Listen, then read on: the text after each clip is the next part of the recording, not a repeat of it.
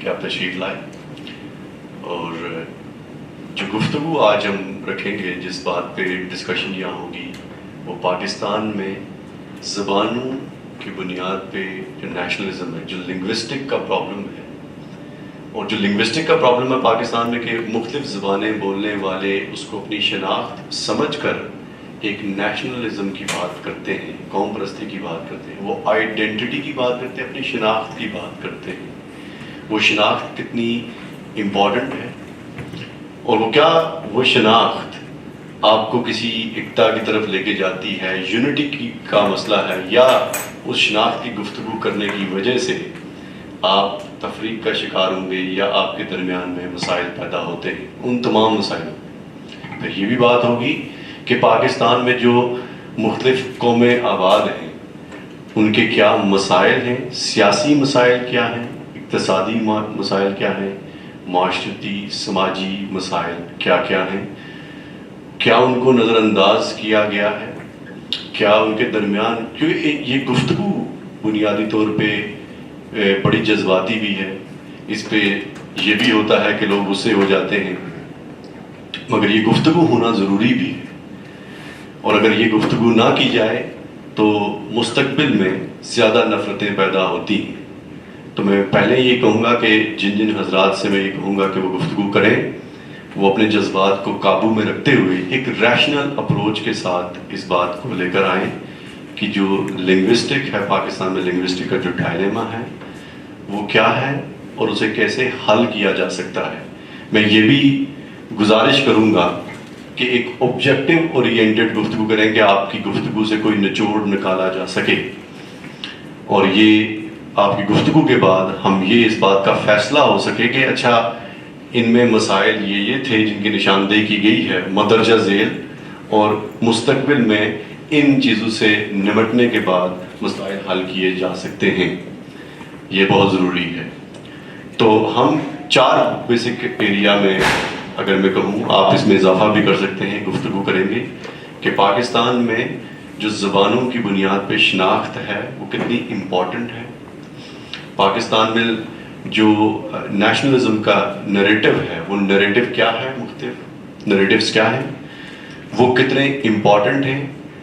اور تیسری بات کہ کیا مختلف نیشنلزم کے جو نریٹو ہوتے ہیں وہ جب بھی کسی قوم میں ڈسکس کیے جاتے ہیں، جب بھی کسی قوم میں ان کے اوپر گفتگو ہوتی ہے یا بحث ہوتی ہے، تو وہ بحث کسی اتحاد کی طرف لے کے جاتی ہے یا تفریق کی طرف لے کے جاتی ہے. کیا ان دونوں کے درمیان میں کوئی بحث کی گنجائش ہے؟ اور چوتھی بات کہ ہم مستقبل میں پاکستان کی جو مختلف قومیتیں ہیں ان کے مسائل، سماجی معاشرتی مسائل کو کیسے دور کیا جا سکتا ہے، اور ان کے درمیان کے مسائل کو. مگر گفتگو شروع کرنے سے پہلے کہ ایک اسپیکر کو میں کہوں، اقبال بھائی بہت شکریہ.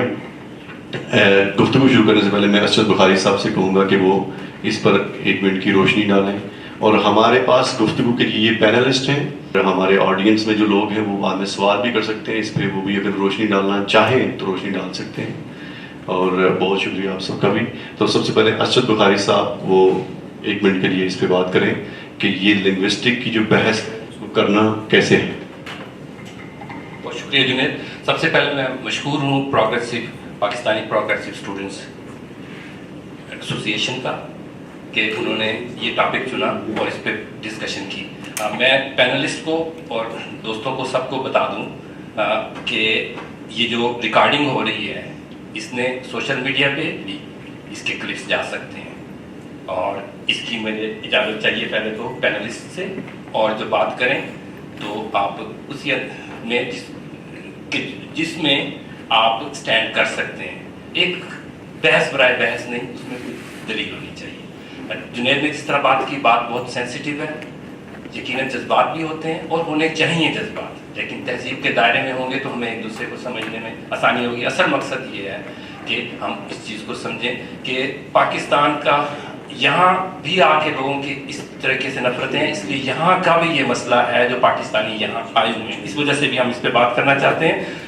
پھر جو پہلا سماجی معاہدہ اگر پاکستان کے سلسلے میں، ریاست کے سلسلے میں، اگر اس کو ہم قرارداد پاکستان 1940 والی سمجھتے ہیں تو اس کے بھی ایک دو ورژن ہیں، لیکن اہم بات یہ ہے اس میں قومیتوں کی بات جو کی گئی اور اس میں جو قومیتوں کے حقوق کی بات ہے، تو اس سے ایک بات تو واضح ہوتی ہے، آیا وہ کنفیڈریشن تھی یا ممالک تھے یا جو تھے کہ وہ قومیتیں مل کے کسی ایک بات پہ انہیں اکٹھا ہونا تھا، یعنی کہ ایک قوم بھی ایک لیول پہ بنتی ہے لیکن ان کی انڈیویجول شناخت بھی تھی. تو یہاں سے میں جنید کو کہوں گا کہ بات شروع کروائیں اور مختلف جو قومیتوں کے طرف سے بولنے والے ہیں ان حضرات کو ہم کوشش کریں گے کہ 5 سے 7 منٹ میں اپنی بات کریں، اس کے بعد پھر ڈسکشن جیسے چلے. اور شکریہ. اچھا، ایک چیز میں کریکٹ کر دوں جو آپ نے بولا کہ یہ قرارداد لاہور تھی، قرارداد پاکستان نہیں تھی. اور اس قرارداد لاہور میں اس میں 5 ایک لمبے سے پوائنٹس تھے، ان میں کہیں پہ بھی پاکستان کا لفظ بھی استعمال نہیں کیا ہوا. بہت شکریہ آپ دونوں حضرات کا کہ آپ نے روشنی ڈال دی. سب سے پہلے شروع کریں گے سندھ سے. شروع کرنے سے پہلے میں ایک بات اور اس کا اضافہ کرنا چاہوں گا، اور وہ یہ ہے کہ دنیا میں جتنی بھی اقوام معرض وجود میں آتی ہیں وہ یا تو کسی زبان کی بنیاد پہ ہوتی ہیں یا کسی نسل کی بنیاد پہ ہوتی ہیں یا ایک ٹیریٹوریل بنیاد پہ بھی دنیا میں نیشنلزم دیکھنے کو ملا ہے. سماجی رویوں کی بنیاد پر بھی نیشنلزم ہوتا ہے، جیسے کہ دنیا میں استثالی قوتیں مل کر بھی کسی نیشنلزم کو جنم دے سکتی ہیں. نیشنلزم کبھی بھی تمام مسائل کا حل تو نہیں ہوتا، مگر لوگوں کو ایک اکتا ضرور دے دیتا ہے. کیا انسانوں کا بنیادی مسئلہ نیشنلزم ہے؟ اس کو بھی سوال میں رکھیں گے، مگر سب سے پہلے انوائٹ کروں گا آصف عمر صاحب کو کہ وہ اپنے خیالات کا اظہار کریں. ڈی سی سی اے نعیم جنید، آپ سب بڑی مہربانی کہ آپ نے اس ٹاپک کو پک کیا اور اس پر بات کرنے کی بہت ضرورت ہے. یہ ضرورت تو 1947 میں تھی جب یہ سلسلہ شروع ہوا تھا، مگر دیر آہستہ آہستہ. تو میں ذاتی طور پر مدر ٹنگ لینگویجز کا میں ہر جگہ اس کی ایڈوکیسی کرتا ہوں کہ یہ لازم جز ہے ہر انسان کے لیے، اسپیشلی جو ہم یہاں پر گھر سے باہر رہتے ہیں، نارتھ امریکہ میں یا سندھ سے یا پاکستان سے باہر، ان کے لیے بہت چیلنج ہے کہ ہم اپنی مدر ٹنگ کو اپنے بچوں تک منتقل کریں. اس لیے کہ میں اس پہ بات کروں گا کہ یہ زبان جو ہوتی ہے صرف it's not only mode of communication, پر اس سے بہت زیادہ ہے. یہ پہلے یہ سمجھا جاتا تھا کہ بھائی سب پاکستان میں اردو ہونی چاہیے اسی لیے کہ یہ ایک کمیونیکیشن کی زبان ہے. صحیح بات ہے، مگر جو مدر ٹنگ لینگویجز ہوتی ہے وہ اس سے کہیں اس کا مقصد کچھ زیادہ ہوتا ہے. یہ اس پر میں ڈیٹیل میں بات کروں گا. تو اصل میں نے جو اپنی کی ہے وہ انگلش میں ہے، تو کچھ انگلش میں ہوگی کہ جہاں پر اردو میں ہوگا میں وہاں پر اردو میں تھوڑی اچھی ہے، سو معاف کیجیے گا. So languages, like in general, is one of the significant identification of any nation or society. It's complete source of communication and primary way of sharing of the thoughts, values, emotions, feelings, opinions, social integration, socio-political status and educational development. Therefore, it's not only mode of communication, but considered as a vital asset for the people in the world. So in total, as of today, there is 7,000 languages spoken and hundreds, thousands are extinct, they are gone. And linguistics are the opinion that the more than 70% of the languages used today will be extinct in the next coming decades. And there's the same dilemma is in Pakistan too. Pakistan میں ویسے تو 8-10 جو major زبانیں ہیں، مگر اس کے علاوہ کچھ عرصہ پہلے بی بی سی کی رپورٹ تھی تو کافی ایسی زبانیں ہیں اسپیشلی گلگت میں یا اپ ان دا نارتھ میں جو چند لوگ بچے ہیں جو ان کو وہ جو بات کرتے ہیں. ایک میں اس کا رائٹر کی لیڈی کا نام بھول گیا، تو اس نے انڈس ریور पे लिखा है उसने कराची से शुरू की थी, जहाँ पर वो ख़त्म होती है, और जहाँ से शुरू होती है गिलगित से वहाँ तक वो उसने पैदल सफ़र समझो किया था, सेम रूट से जहाँ से वो इंडस को फ्लो करती है, और उसने देखा था कि कौन कौन सी नेशंस वो उससे वापस आए। तो काफ़ी ऐसी नेशंस थी जिसमें कुछ बूढ़े बात कर रहे थे और बकाया को समझ नहीं आ रही थी। सो and again, like in general, languages are the most influential tools of preserving and developing our tangible and intangible heritage. A society or nation is known by its speakers. So therefore, when the language tells structure, moral status, behavior, educational development, and social integration, culture, financial status, and everyday routine and lifestyle of our nation. So language is a natural phenomena that was born along with the birth of a person. So mother tongue is that much necessary, same as the air, water, food, land, culture is necessary for us. It's that much necessary. So again, like I will put some very quick historical, not historical, it's a more background of this Sindhi language. So Sindhi is one of the oldest language of the subcontinent, and which is rich in culture, vast folklore, extensive literature, and one of the major language of Pakistan. And it is believed that the Sindhi is the one of the Dravidian language, and has its roots in the civilization of Mohenjo-daro. So like इसके लिए पहले कुछ और theory थी, उन्होंने कहा था कि ये आर्यन के साथ आई थी सिविलाइजेशन में। फिर डॉक्टर नबी बख्श बलोच ने कहा था कि नहीं, ये प्री आर्यन है। मगर later on doctor Siraj Memon, like he put it, did a lot of research, and after then they, from the expression of the Mohenjo-daro, opened a new chapter for the study of the origin and ancestry of Sindhi language. It has been agreed upon, like scholars, archaeologists, historians, anthropologists, that Indus Valley was occupied by non-Aryan people before the Aryan settlement. So इसकी जो history है, that was pre-Aryan settlement, और मोहनजोदड़ो से मिलती है, जो पहले हम 5000 साल कहते थे, मगर अभी 6 से 7000 साल पुरानी civilization जो experts वो कहते हैं। और सिंधी है वो 7 स्क्रिप्ट्स में लिखी जाती थी, lambda, Arabic, खुदावादी, खोजकी, Gurmukhi, Devanagari, but the 3 main जो scripts थे, they were the Arabic, Khudawadi and Devanagari. So in total, Sindhi speaking, the people who speak Sindhi is their उनकी जो मदर टंग के हिसाब से या फर्स्ट लैंग्वेज जो वो 40 मिलियन सारी दुनिया में बोलते हैं, और उसमें से 29 मिलियन जो सिंध में बोलते हैं। ये 29 मिलियन से जो 2017 की सेंसस पाकिस्तान की रिपोर्ट है, उसके हिसाब से 7 to 9 मिलियन वो central and western northern parts of India है, और 1 मिलियन है वो different parts of the other world है, which includes Tanzania, Kenya, Uganda, Congo, South Africa, Madagascar, East Africa, UK, USA, Canada, Hong Kong, Singapore, Thailand, Sri Lanka, और Europe में भी काफ़ी जगह पर बोली जाती है। और मगर यूरोप में स्पेन में एक आइलैंड है टेनेरिफे आइलैंड, वहाँ पर एक बाज़ार है जिसमें जो मेजॉरिटी ऑफ दी वहाँ पर जो बिजनेस ओनर्स हैं ना, वो सिंधी स्पीकिंग पीपल है वहाँ पर।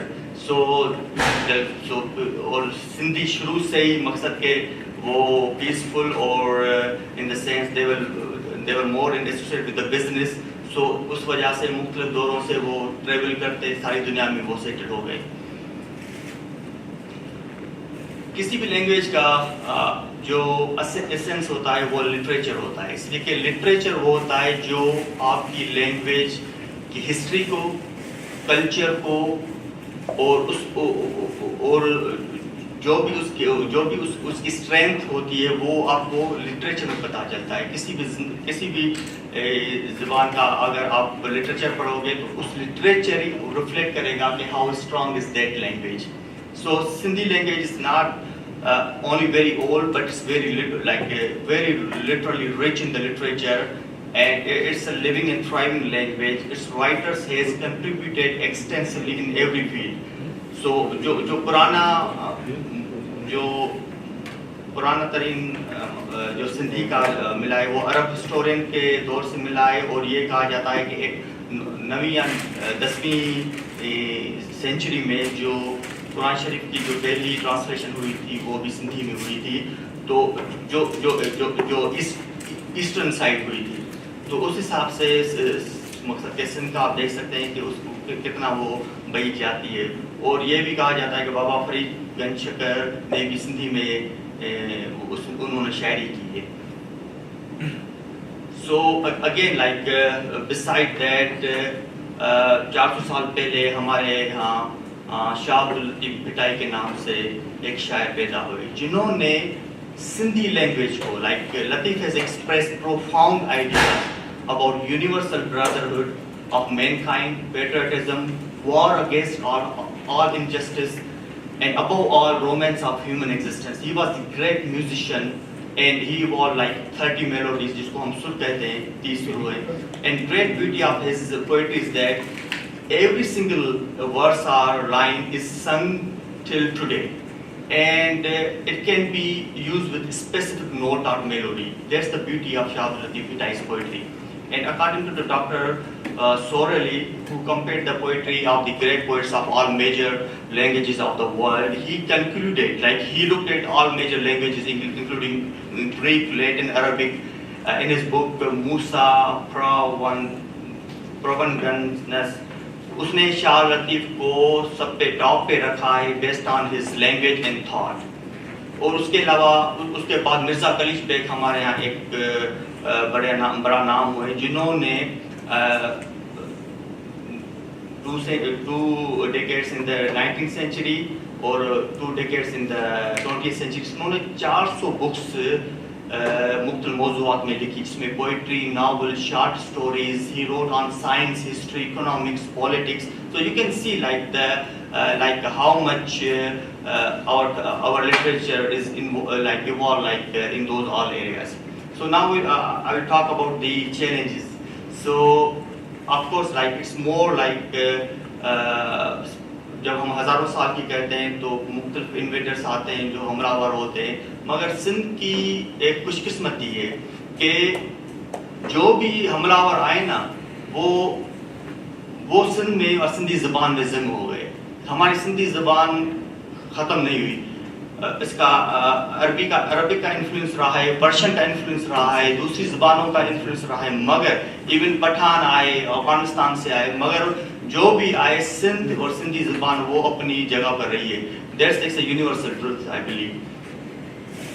اور جو پاکستان کو جو دوسرا بڑا چیلنج ہے وہ آفٹر دی 1947 جیسے پاکستان بنا تو ایک ون نیشن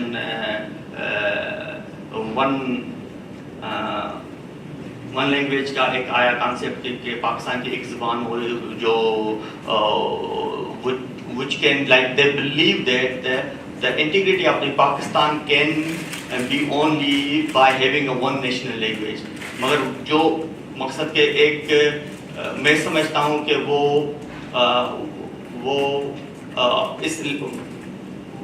وہ ایک کیا کہیں کہ ان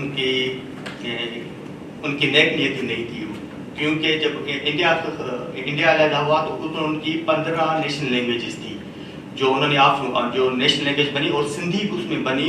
1960s میں سندھی بھی انڈیا کی نیشنل لینگویج ہوئی. مگر پاکستان جیسے بنا تو انہوں نے پہلے اردو میں انہوں کا، اس لیے کہ زیادہ مائگریشن جو لوگ وہاں پر پاکستان میں آئے، most of the political figures they were from the Urdu speaking. Khan Liaquat Ali Khan مقصد ان کا زیادہ انفلوئنس تھا.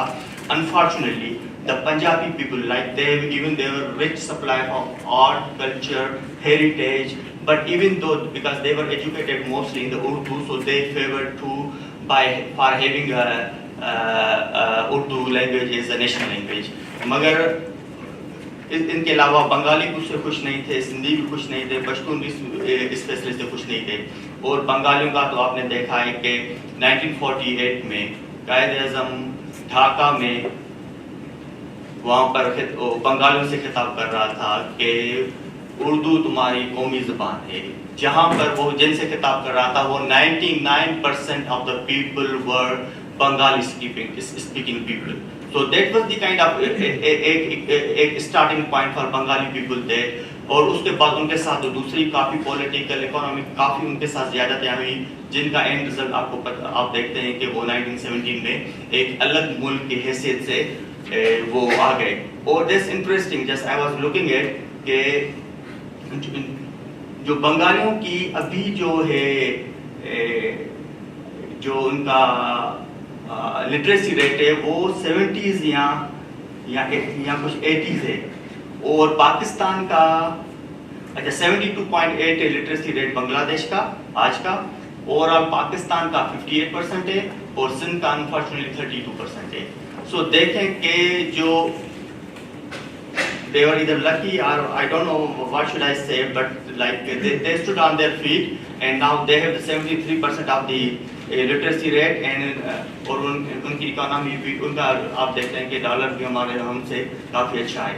سو اور دوسری جو انجسٹس کی بات کریں کہ I think it was 1948 when the CM of Sindh, Chief Minister Ayub Khoro was, he resisted on the language and other immigration issues. So he was dismissed. He was dismissed from the Governor General of Sindh, and P. Ilahi Baksh was made the CM of the Sindh. Though he does not have any majority in the Sindh Assembly, but again there was the very first attack on the language through sabotaging political system of the new created country. So same as St. James said, and other die-hard leaders were kept apart from newly government as their policy was against for the local people, like local people of Sindh. That was the one of the reason.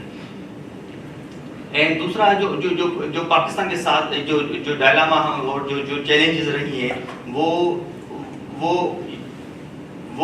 Pre one unit سے. سو پری one unit میں یہ کہا گیا کہ جو بھی Urdu speaking جو نان سندھی میں سندھ کی بات کر رہا ہوں جو سندھی اسپیکنگ بچے ہیں وہ اردو بھی پڑھیں گے اور جو نان سندھی اسپیکنگ بچے ہیں وہ پھر سندھی بھی ایز اے سبجیکٹ وہ پڑھیں گے مگر it was never been implemented. اور ون یونٹ جیسے ہوا 1955 میں سو کیا ہوا کہ پھر totally Sindhi totally education system سے ختم ہو گئی and everybody was forced to study in the Urdu. So that was the period then when in one unit Sindh writing Sindh or Sindhi was considered as a crime. There was dozens of Sindhi newspapers and magazines, they were all shut down. And usi time اصل میں شیخ ایاز اس دور کا جدید دور کا ایک بڑا نام ہے. اس نے سندھی میں شعر کہا تھا کہ سندھڑی تنجو نام کھیوں ڄण کاری ہر تے پیر پیو. او Sindh when I took your name is like to put my foot on cobra. So اتنی گمبھیر صورتحال بنا دی گئی تھی اس دور میں. تو پھر 1972 میں سندھی لینگویج بل بنا جو وہ نہیں چل سکا اس لیے کہ نان سندھی گروپس نے ان کو اس کی اپوزیشن کی. 1990 میں پھر سندھ اسمبلی نے بل پاس تو کیا مگر that was they never been properly implemented. So and that's very unfortunate. There's a lot of unfortunate similarities between Pakistan and Israeli.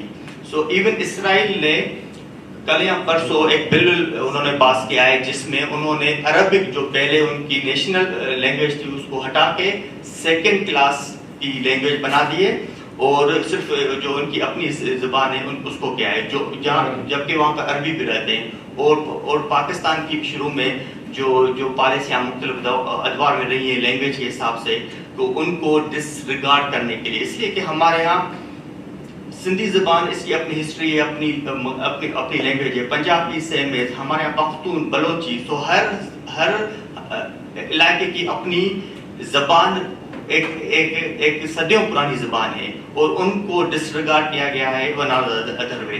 So and there's lot of countries in the I have a list of countries where جو early education system ہے وہ mother tongue میں. Europe میں بہت سارے ہیں اس میں ہم Australia Belgium and so again so United Nations also recognized that one. So United Nations میں UNESCO نے 1990 میں proclaimed International Mother's Day. उसमें क्या था जो formally recognized by the United Nations in 2008. What it says, it's very interesting to me. In this resolution, the United Nations General Assembly called on its member states. The languages are the most powerful instrument of preserving and developing our tangible and intangible heritage. All moves to promote the dissemination of mother tongues will serve not only to encourage linguistic diversity and multilingual education, but also to develop fuller awareness of the linguistic and cultural tradition throughout the world, and to inspire solidarity based on understanding, tolerance and dialogue. So like here the government, I'm finishing. The government, linguistics, researchers, scholars and socio-political organizations in Pakistan should take very serious notice of this situation. All these parties should take part to take steps like incorporating Sindhi in the primary education system, as well as implementing this like a Sindhi language bill. So whatever I'm talking, it needs to be replicated for the Punjab, it needs to be replicated for the Pashto language, it needs to be replicated for the Baloch language, because whatever I'm talking for the Sindhi language, I want the same rights, same steps taken by the Pakistani government for the rest of the language. So यही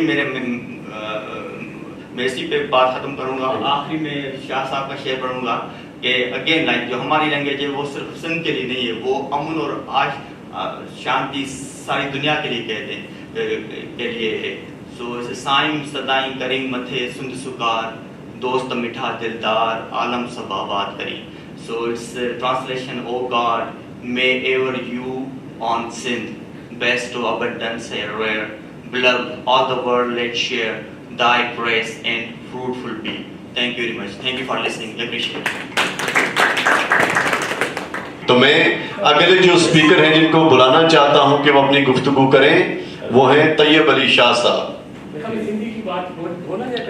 नहीं, दरमियान में पश्तो हो जाए, जरा मुल्क बनाने देना. एक मुख्तसर सी बात अगले स्पीकर्स के लिए कि जो स्टार्ट किया है आसिफ ने, उसने बहुत सी बैकग्राउंड रख दी है बहुत मेहनत करके कि लिंग्विस्टिक्स क्या है, उसका इम्पैक्ट जो है उसको रेप्लिकेशन नहीं होनी चाहिए. Thank you very much Asif कि एक बेस उन्होंने दे दिया ओवरऑल. अगर उससे डिसएग्री करते हैं तो और बात है, ज़ुबान का मसला बताइए. हाँ, अब अपना मसला बताएं. अच्छा जी, अस्सलाम वालेकुम, आप सबका शुक्रिया. पहली बात तो ये है कि जुनैद ने मुझे ये नहीं कहा था कि कोई प्रेजेंटेशन करनी है या कोई स्पीच तैयार करनी है. तो अब जो मैं बोलूँगा उसमें कोई खामी हुई तो उसकी रिस्पॉन्सिबिलिटी जुनैद की होगी.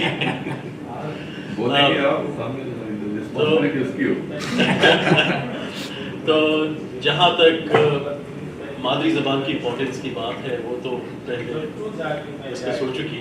मैं उस पर ज़्यादा बात नहीं करूँ क्योंकि उसको ओवर एम्फेसाइज नहीं किया जा सकता. मादरी ज़बान है. आप अपनी पहली लोरी अपनी माँ से सुनते हैं तो अपनी मादरी ज़बान में सुनो. अपना फर्स्ट एक्सप्रेशन जो लाइफ में होता है मादरी ज़बान के थ्रू होता है. और मादरी ज़बान अगर आप भूल जाते हैं तो अपना पूरा कल्चर, अपना पूरा हेरिटेज आप भूल जाते हैं. तो उसमें तो कोई दो बातें नहीं हो सकती. फिर पाकिस्तान के क़याम के बाद हमारे साथ छोटी ज़बानों के साथ स्पेशली जो कुछ हुआ या हो रहा है, उस पर भी कोई तफसीली बात मैं नहीं करूँगा, उन्होंने टच किया है. बस सिर्फ ये कहूँगा कि ये हमारे पॉलिसी मेकर की खामख्याली थी और खामख्याली है कि छोटी ज़बानों को सप्रेस करके हम एक मसनूई कौम बना सकते हैं. हालांकि दुनिया में बहुत सारी इस तरह मिसालें हैं जहाँ मकामी ज़बानों को तरक्की दे के भी एक कामयाब मुल्क बनाया जा चुका है. आप बेल्जियम की तरफ देखें, वहाँ फ्लैंडर्स और वहाँ डच और फ्रेंच दो कम्युनिटीज़ हैं, दोनों की अपनी अपनी ज़बानें हैं, दोनों की अपनी अपनी स्कूल्स हैं. किसी ने ये नहीं कहा कि बेल्जियम को डिवाइड करते हैं. स्विट्ज़रलैंड में 3 लिंग्विस्टिक कम्युनिटीज़ खुशी से रह रही हैं, जर्मन, फ्रेंच और इटालियन. तो पाकिस्तान में भी ये मल्टीपल लिंग्विस्टिक कम्युनिटीज़ बड़ी खुशी से रह सकती थी. और मतलब अब भी अपॉर्चुनिटी है अगर उन पे एक मसनूई एक ज़बान इम्पोज न की जाए. इसका मतलब ये नहीं है कि हम उर्दू के ख़िलाफ़ हैं. उर्दू एक बहुत प्यारी ज़बान है, غالب کی زبان، میر کی زبان، فراز و فیض و اقبال کی زبان، اس سے کسی کو کوئی نفرت نہیں ہے، لیکن یہ ہے کہ it should not be at the cost of our own languages, کیونکہ ہمارا بھی کچھ حق بنتا ہے کہ اپنے کلچر کو، اپنی ہیریٹیج کو، اپنی زبان کو محفوظ رکھیں۔ اور اگر آپ مطلب as a language of communication رکھنا چاہتے ہیں اردو کو، تو ایز آپشنل لینگویج جس طرح دوسرے ممالک میں ہوتا ہے، پڑھائیں، ہم پڑھیں گے، بچوں کو پڑھائیں گے، اس کے تھرو جو مختلف کمیونٹیز کے لوگ ہیں ان سے کمیونیکیشن ہوگی۔ لیکن جب تک یہ احساس رہے گا کہ میری لینگویج کو آپ سپریس کر رہے ہیں، اس کو as optional language, as a minor language آپ پڑھاتے ہیں، جس طرح ہمارے ساتھ ہو رہا ہے خیبر پختونخوا میں، وہاں میڈیم آف انسٹرکشن ہمارا 5-6 گریڈ تک اردو ہوتا ہے اور اس کے بعد انگلش ہو جاتا ہے، اور پشتو ایک چھوٹی سی زبان رہتی ہے بیچ میں۔ مجھے یاد ہے جب میں اسکول میں تھا تو میں نے 5 یا 6 میں صرف ایک کلاس پشتو کی پڑھی تھی، اور اس چیز کا نتیجہ اب یہ ہے کہ ہمارے بہت سارے پشتون، بلکہ میجورٹی آف پشتوز جو ہیں وہ پشتو نہیں لکھ سکتے، کیونکہ پشتو کا رسم الخط ڈفرینٹ ہے اردو سے، کئی الفاظ ایسے ہیں جو اردو سے ڈفرینٹ ہیں۔ ہم یہی ماڈیفائڈ پرشیو عربک اسکرپٹ استعمال کرتے ہیں، لیکن کچھ پشتو کے اپنے الفاظ ہیں وہ اردو میں نہیں ہوتے، تو اس کا نتیجہ یہ ہے کہ وہ لٹریسی نہیں ہے ہماری پشتو کی میجورٹی لوگوں کی۔ تو جب تک ہم لوگوں کو، اور ہم کا مطلب پشتون نہیں ہے بلکہ میں اس وقت پاکستان کی ساری لنگوسٹک کمیونٹیز کی بات کر رہا ہوں، جب تک مطلب ہماری لینگویجز کو، ہمارے کلچر کو، ہمارے ہیریٹیج کو عزت نہیں دی جاتی، ان کو امپورٹنس نہیں دی جاتی، پھر اس وقت تک مائنارٹیز پاکستان کو اس لیول کا اپنا ملک نہیں سمجھ سکتے جب تک ان کو یہ احساس نہ ہو کہ ہمیں امپورٹنس مل رہی ہے، ہمیں موقع دیا جا رہا ہے جس میں ہم اپنے کلچر کو، اپنی زبان کو اور اپنی ہیریٹیج کو ترقی دے سکیں اور اسی کے تھرو ہم اپنا اظہار کر سکیں۔ میں تھوڑا سا اسپیسیفکلی پشتون اور پشتونوں کے حوالے سے بھی بات کروں گا، تھوڑا سا تاریخ میں جاؤں گا، کیونکہ جس طرح انہوں نے سندھ کی تاریخ کی بات کی، پشتون بیسیکلی افغانستان کے ہندو کش ویلیز میں یہاں پلے بڑھے، اور جو ایک بڑی کنٹروورسی ہے کہ آیا پشتون سارے ایک نسل سے ہیں یا مختلف لوگ یہاں آ کے آباد ہوئے ہیں، اور پھر وہ ایک اتنو کلچر آئیڈینٹی انہوں نے اختیار کی ہے۔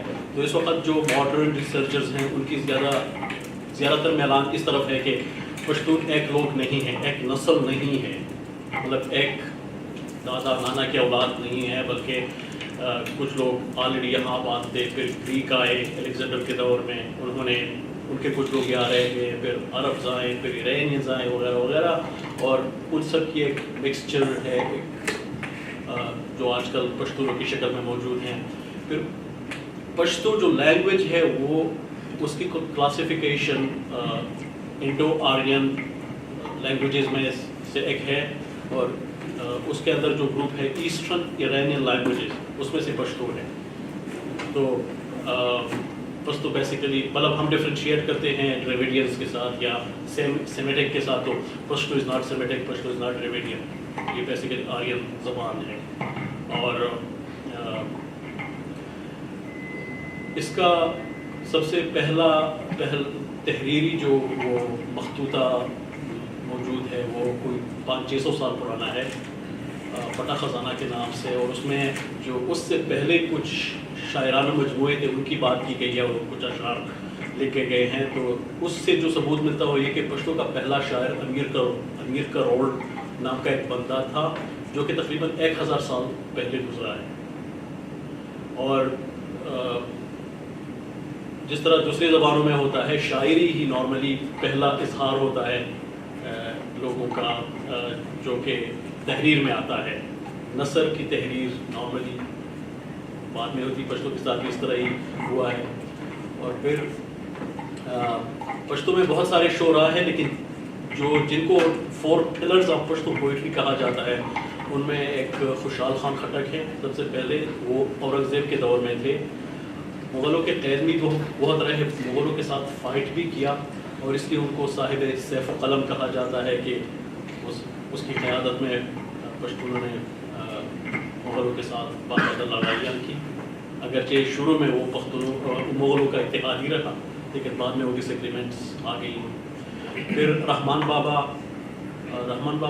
تقریباً 250 سال پہلے گزرے ہیں، اور وہ ایک صوفی شاعر تھے، ان کا کوئی جنگ و جدل وغیرہ کے ساتھ کوئی تعلق نہیں تھا، اس نے صرف محبت ہی کی بات کی ہے، امن کی بات کی ہے، انسانوں کے درمیان انڈرسٹینڈنگ کی بات کی ہے۔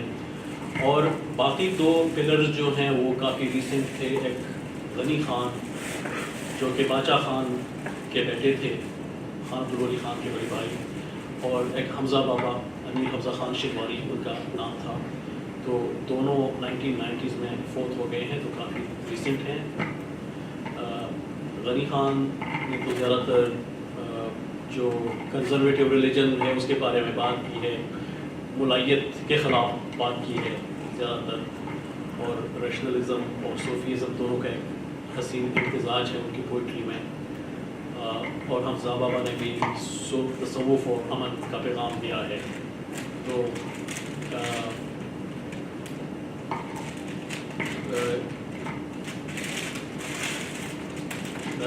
ابھی یہ بات کافی ہے، اگر کوئی سوال و جواب ہوا تو پھر اس میں ذرا کنٹریبیوٹ کروں گا۔ Thank you.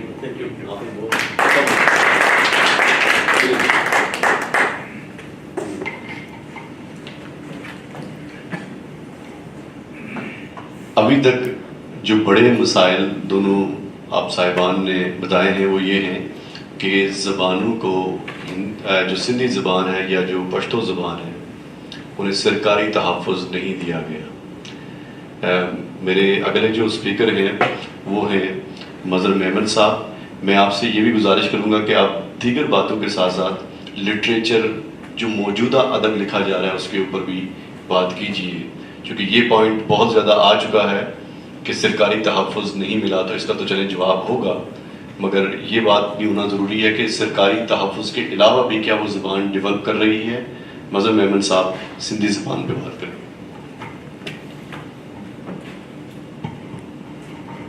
میں آپ کی گائیڈ لائن کو شاید اتنا فالو نہ کر سکوں جتنا آپ نے کہا ہے، کیونکہ یوں کہہ لیں کہ جو میرا جو بیک گراؤنڈ ہے اور جو میری ذہنی جو پرورش ہوئی ہے اس میں ادب تو ہے، وہ اس لیے بھی ہے کہ جس زمانے میں جس عہد میں ہم نے آنکھیں کھولی وہ اینٹی ونیو تحریک کا دور تھا، ہم اسکول میں تھے، اور وہ تحریک جو تھی وہ چند سیاستدانوں کی یا چند سیاسی عناصر کی تحریک نہیں تھی، اس میں بیشتر اور سب سے مضبوط آوازیں جو تھیں وہ معاشرے کے ہر طبقے سے آتی تھیں، اس میں ادب بھی تھا، اس میں شاعر بھی تھا، بلکہ کہا جاتا ہے کہ اس تحریک کے روح رواں جو تھے وہ تھے ہی ادیب۔ شیخ حیات سے مثلا آپ نے نام سنا ہے، اس طرح لاتعداد اور شاعر تھے، اور اس ماحول میں جب ہم نے آنکھیں کھلی اور تو وہ اس وجہ سے جو ہے، میں اپنی موضوع کی طرف آؤں گا لیکن آپ کا سوال کا جواب میں پہلے دے دوں۔ اور جہاں تک کہ اب کے ادب کی بات ہے، وہ کہا جاتا ہے، یہ عام رائے ہے جو سن کے اندر موجود ہے، کہ وہ کوالٹی تو نہیں رہی ادب کی، یا شاید کچھ رائے یہ بھی ہے کہ ادب ہمیشہ یکساں نہیں ہوتا اور ہمیشہ وہ آگے کی طرف نہیں جاتا، ادب میں وہ بھی وہ وقت بھی آتا ہے وہ ریگریشن کی طرف جاتا ہے، پیچھے بھی جاتا ہے، نظریاتی طور پہ بھی، اپنی کوالٹی کے طور پہ بھی۔ اب یا اس کو یوں کہہ لیں کہ کلاسک جو ہے کسی بھی ادب کی، کسی بھی معاشرے کی لے لیں، وہ ایک مخصوص دور میں آتی ہے، اور اس کے بعد مسلسل اس کلاسک کے بنیاد کے اوپر ہی آگے ادب چلتا ہے۔ انگریزی ادب اٹھتے تو اس کا بھی یہی مثال ہے۔ یہی اگر میں سندھ کے کلاسیکیت کو کہہ لوں یا اس دور کی اٹھان کو کہہ لوں جو اینٹی ونیو تحریک کے دور میں اٹھی، تو پھر اس کے بعد اس میں جمود ہی آیا ہے۔ وہ اس لیے بھی آیا ہے کہ وہ جو جمود سیاست میں بھی آیا ہے، اس کا ایک سبب یہ ہے، ریپریشن ہے، سب کچھ ہے، لیکن اس کے بہت زیادہ ڈائیورجنٹ اور بھی ویلیوز پیدا ہوئے۔ تو سندھ کے ادب تو موجود ہے اور پہلے سے 10 گنا لکھا جا رہا ہے، یوں کہہ لیں گے جو جتنا ادب اس دور میں لکھا جاتا تھا اس سے 10 گنا لکھا جا رہا ہے, پڑھا جا رہا ہے, سنا جا رہا ہے, لیکن اس کی کوالٹی, اس کا جو کٹاؤ کہہ لیں وہ نہیں ہے جو NTU تحریک کے دوران اٹھا. ابھی میں پچھلے تقریباً 5 مہینے سے میں تھا, تو اس دوران مجھے محفلوں میں جانے کا بہت موقع ملا, اور ینگسٹر میں بہت جان ہے, بہت کچھ ہے, لیکن ابھی تک وہ بات جب آتی ہے, وہ شاید میرے خیال میں ہر ادب میں شاید ایسا ہی ہوتا ہے کہ جب ایک اوورآل ماحول ہوتا ہے جس کے اندر معاشرے کے سب طبقے شامل ہوتے ہیں, یا کوئی سبب ہوتا ہے, کوئی موضوع ہوتا ہے, کوئی احتجاج ہوتا ہے, تو اس دور میں جب ادب جو ہوتا ہے, جو تخلیق ہوتا ہے, اس کی بات کچھ اور ہی ہوتی ہے. وہ ظاہر ہے ابھی تک وہ سندھ کے ماحول میں ناپید ہے, اس وجہ سے ادب کی یہ صورتحال ہے میری نظر میں.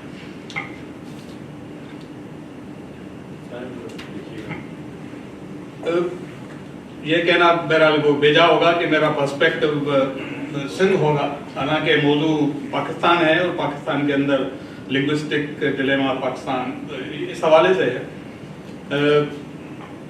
تھوڑا سا اگر میں بیک گراؤنڈ دے دوں, حالانکہ وہ تھوڑا سا آصف نے بھی کہا تھا, لیکن میری نظر میں یوں ہے, یوں سمجھ لے کہ جو ہمارا شروع سے پوری زندگی کا یوں سمجھ لے کہ جو بلیف رہا, نظریہ رہا, وہ یہ تھا کہ پاکستان جو ہے وہ اچانک کہیں سے جو ہے وہ پیدا نہیں ہوا تھا, اور ایسا نہیں تھا کہ وہ سندھ کی زمین جو تھی وہ بالکل خالی تھی, اس پہ لوگ بھی نہیں رہتے تھے, اور اچانک آسمان سے کوئی لوگ گرے یا زمین سے کوئی اگے اور انہوں نے آ کر کے پاکستان بنا لیا. اور پھر جو ہے ایک پاکستان آگے بڑھنا چاہیے تھا, لیکن پھر چند شرپسند لوگ جو سندھی بھی ہو سکتے ہیں, پٹھان بھی بول سکتے ہیں, اردو اسپیکنگ بھی بول سکتے ہیں, کیونکہ وہ بھی اپنا وطن چھوڑ کے آئے تھے, اپنی ہزاروں سالوں کی زمین تھی. تو لیکن ہوا یہی کہ جو بھی لوگ پاکستان میں آئے ان کو سمہاؤ سیاسی جو ہے مسلطوں کے تحت, ضرورتوں کے تحت, یا جو اقتداری طبقے جو اس وقت اقتدار حاصل کر سکے, انہوں نے باقی لوگوں کو یہی سمجھا اور اسی طرح ٹریٹ کیا. حالانکہ پاکستان میں تھوڑا سا اگر بیک گراؤنڈ میں جاؤں تو سندھ جو ہے وہ مسلسل انگریز سرکار کے ساتھ بھی اپنی آزادی کے لیے لڑ رہا تھا, اور 1936 میں سندھ کو جو ہے بامبے سے آزادی مل گئی تھی, اور لیکن وہ تحریک وہ آزادیاں اتنی زیادہ نہیں تھی جو کہ ایک سمجھ لے کہ اسٹیٹ یا صوبے کو ہونی چاہیے تھی. یہ تحریک مسلسل جاری تھی.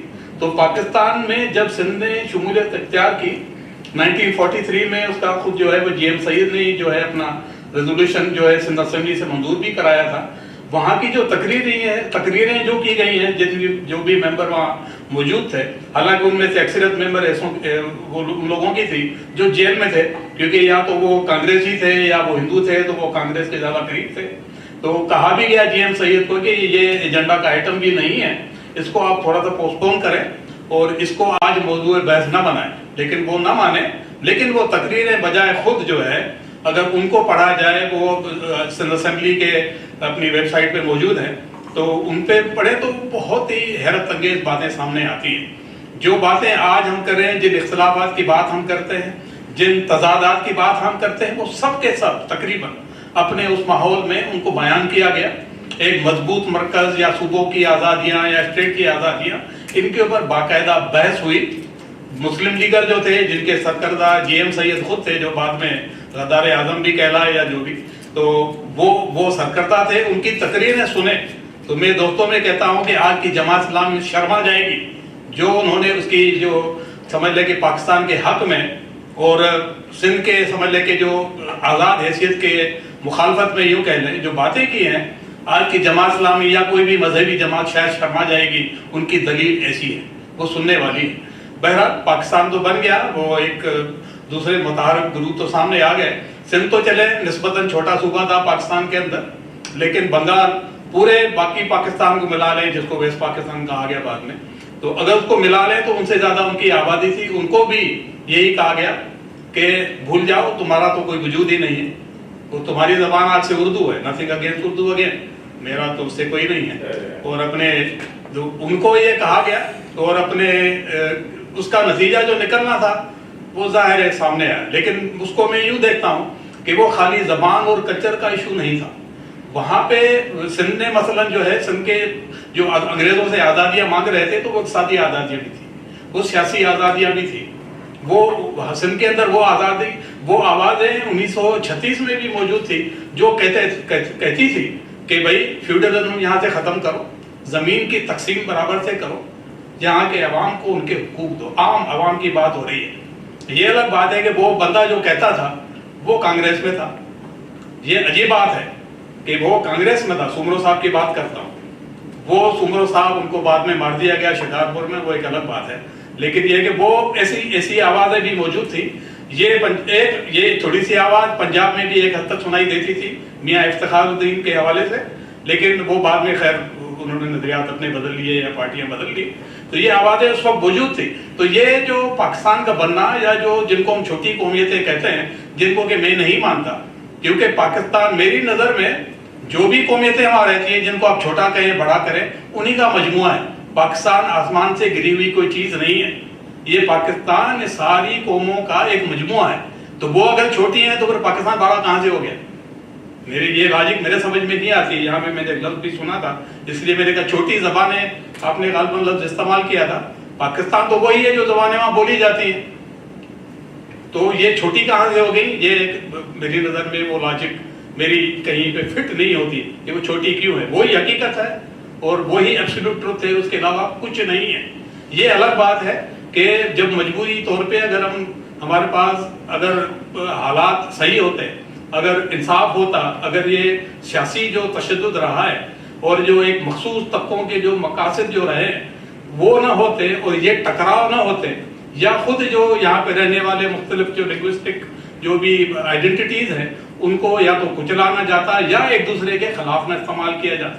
پاکستان کی سیاست میں ہماری لنگوسٹک یا ان کو اکائیاں جو کہہ لیں, جو پاکستان کے جو بنانے والی ہیں, خود اس کو بھی استعمال کیا گیا ہے ایک دوسرے کے خلاف. یہی سروائیول جو رہا ہے پاکستان کی اسٹیبلشمنٹ کا کہہ لیں, یا جو مخصوص جو طرز سیاست ہے, اس کا سبب ہی یہ ہے کہ وہ ان کو آپس میں لڑانے میں کامیاب ہو گئے تھے.